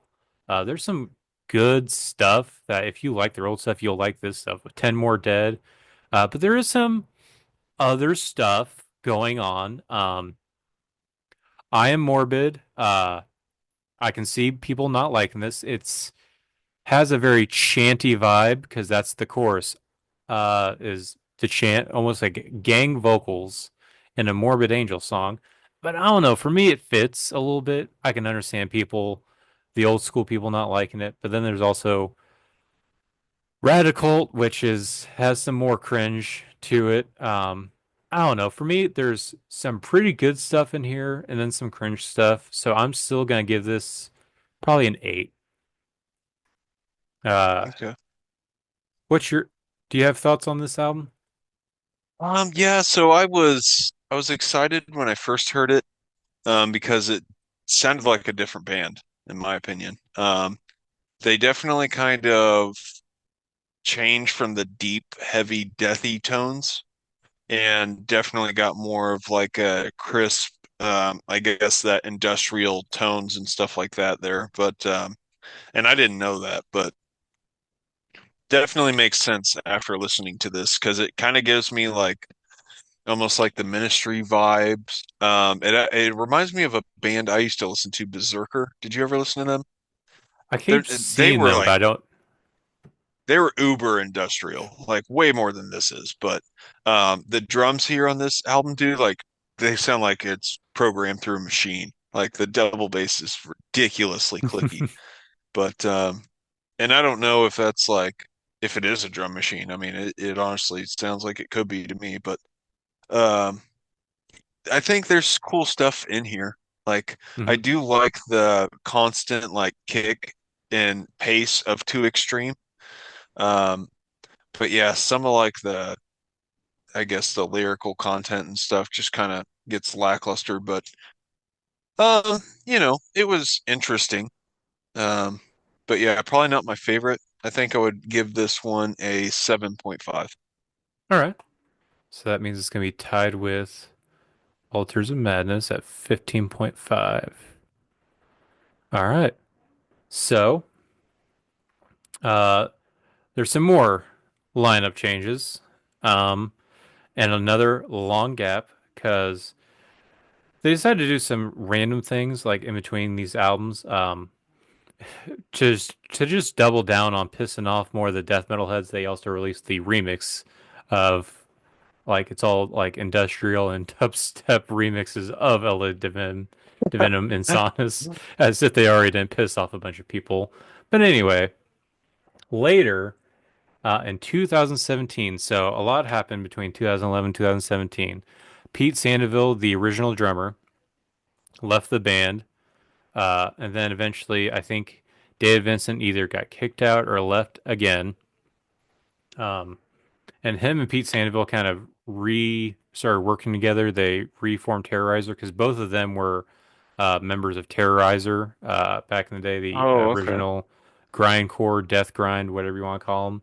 So they restarted that. And Trey got a hold of Steve Tucker to come back into the band. So he's back at the helm doing vocals and bass.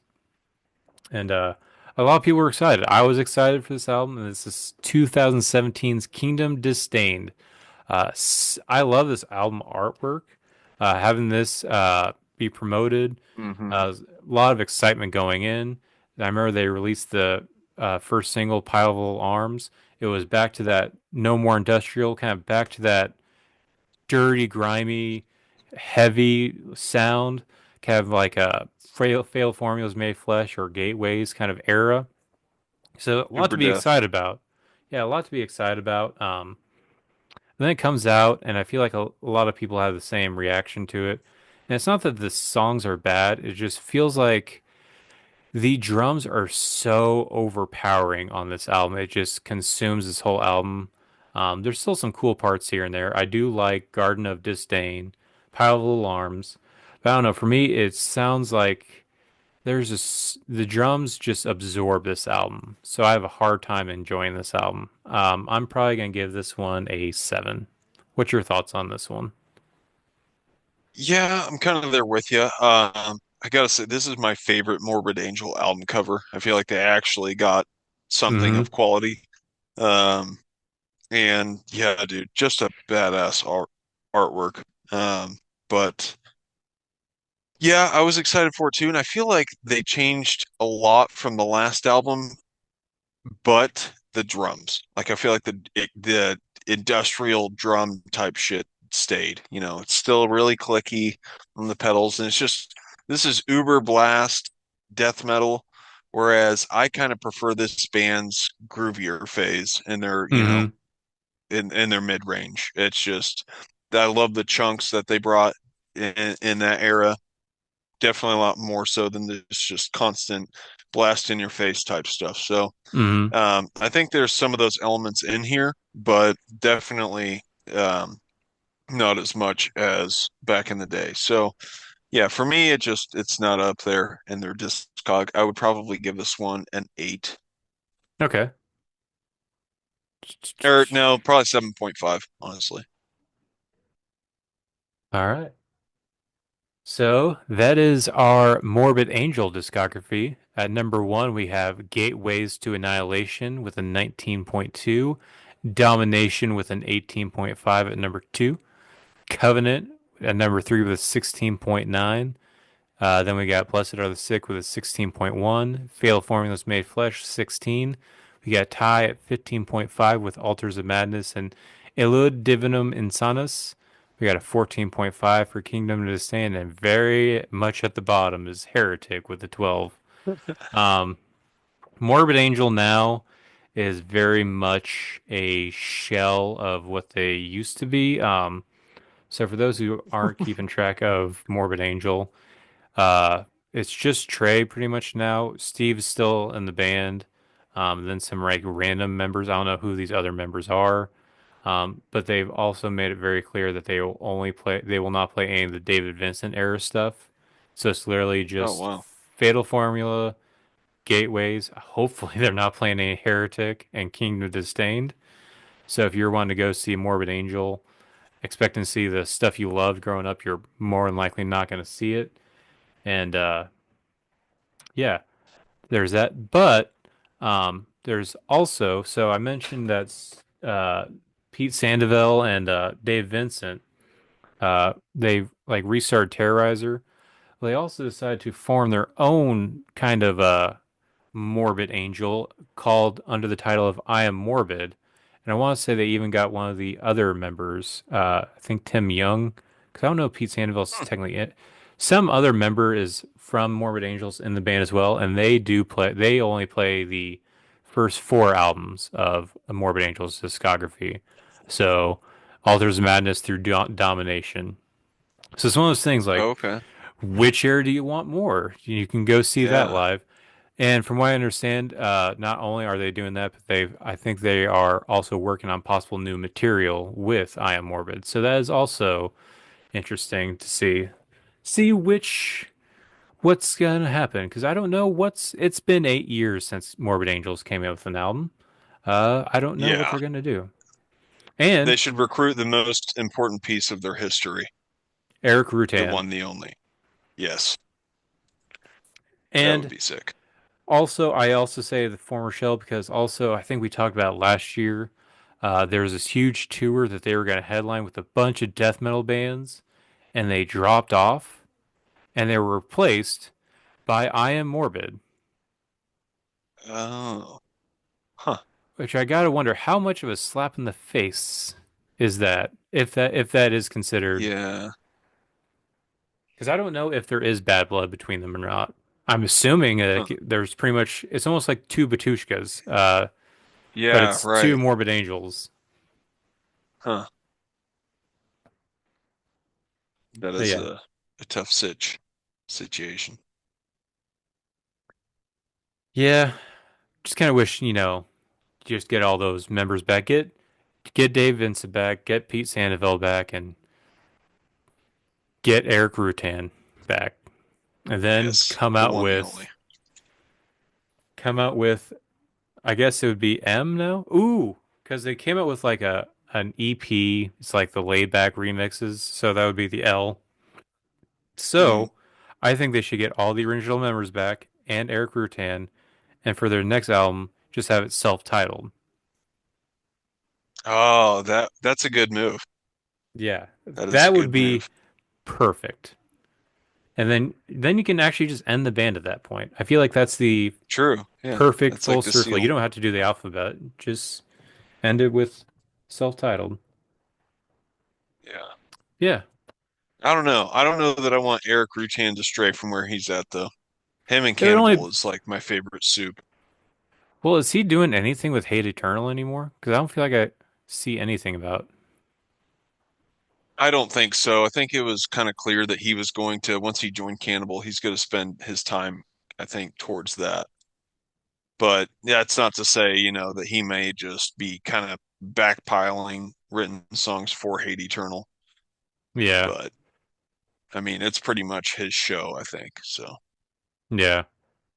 I don't know. I feel like though, with if he did do that with Morbid Angel, it would really only take like maybe 3 years because it's just maybe the year to write the album and then like 2 years to tour on it. Then you can just say, "Hey, Morbid Angel's folded." Then he can go back.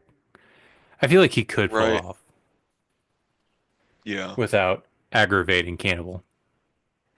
right. True. But yeah, that was our Morbid Angel discography. How'd you enjoy it? Do you have a I enjoyed appreciation it, for man. Morbid Angel? Yeah, I do. I was enlightened and I was relieved to find a band that I actually really like the sound of, that's, even from an older era to capture the vocals that they did for their time, I think was really beyond themselves. Like they knew what was up, man. That was really cool and refreshing to hear some badass vocals from back in the day. So, Hell in yeah. like on the beginning days, it was definitely more kind of almost like a thrashy bass, but they definitely dawned into a badass death tone. So, yeah, man, cool. It was a fun band for sure. Yeah. So it is now your turn. Who would you like to do for a new Discog? Okay, I'm gonna throw two D's at you. It's the double D offer. And one you mentioned this episode, and then the other I've mentioned as a previous suggestion. So you have Defeater Ooh. or Decapitated. Let's do, because I've actually already started. Let's do Decapitated, because I actually did. As soon as I got done Oh, with Morbid nice. Angel, I checked out Winds of Creation, and I was actually Yeah. surprised at how good it was for it being their what is that their debut? It might be. Um, shit, let me see.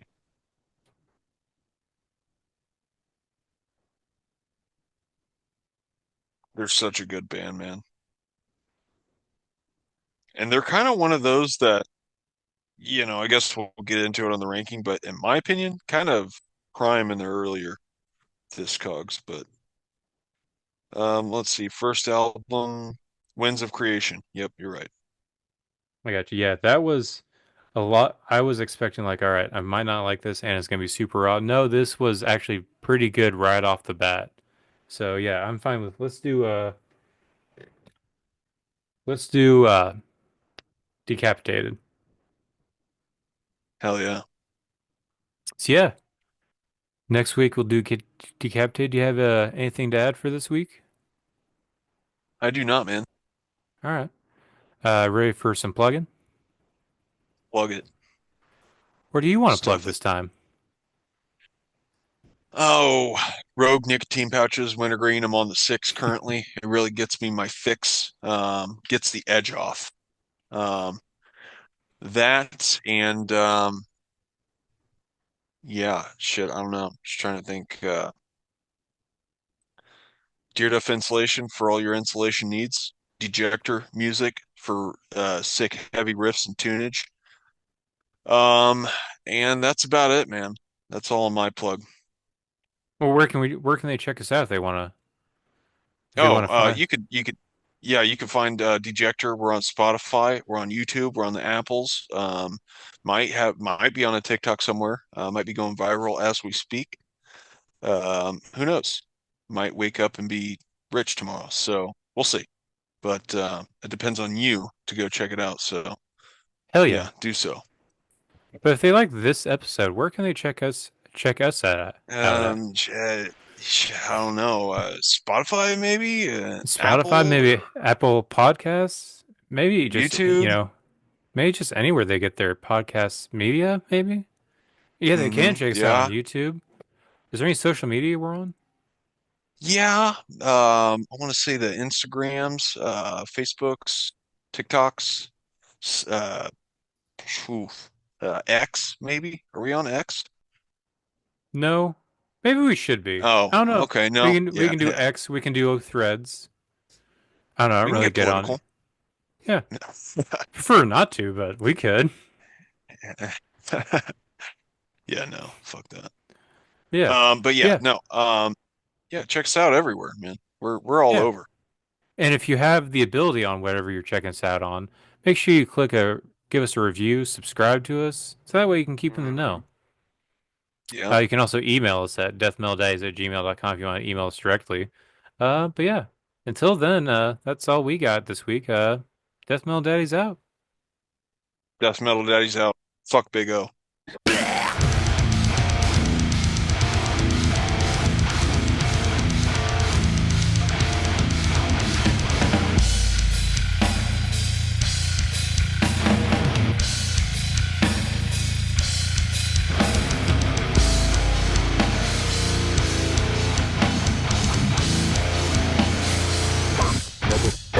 Fuck Big O.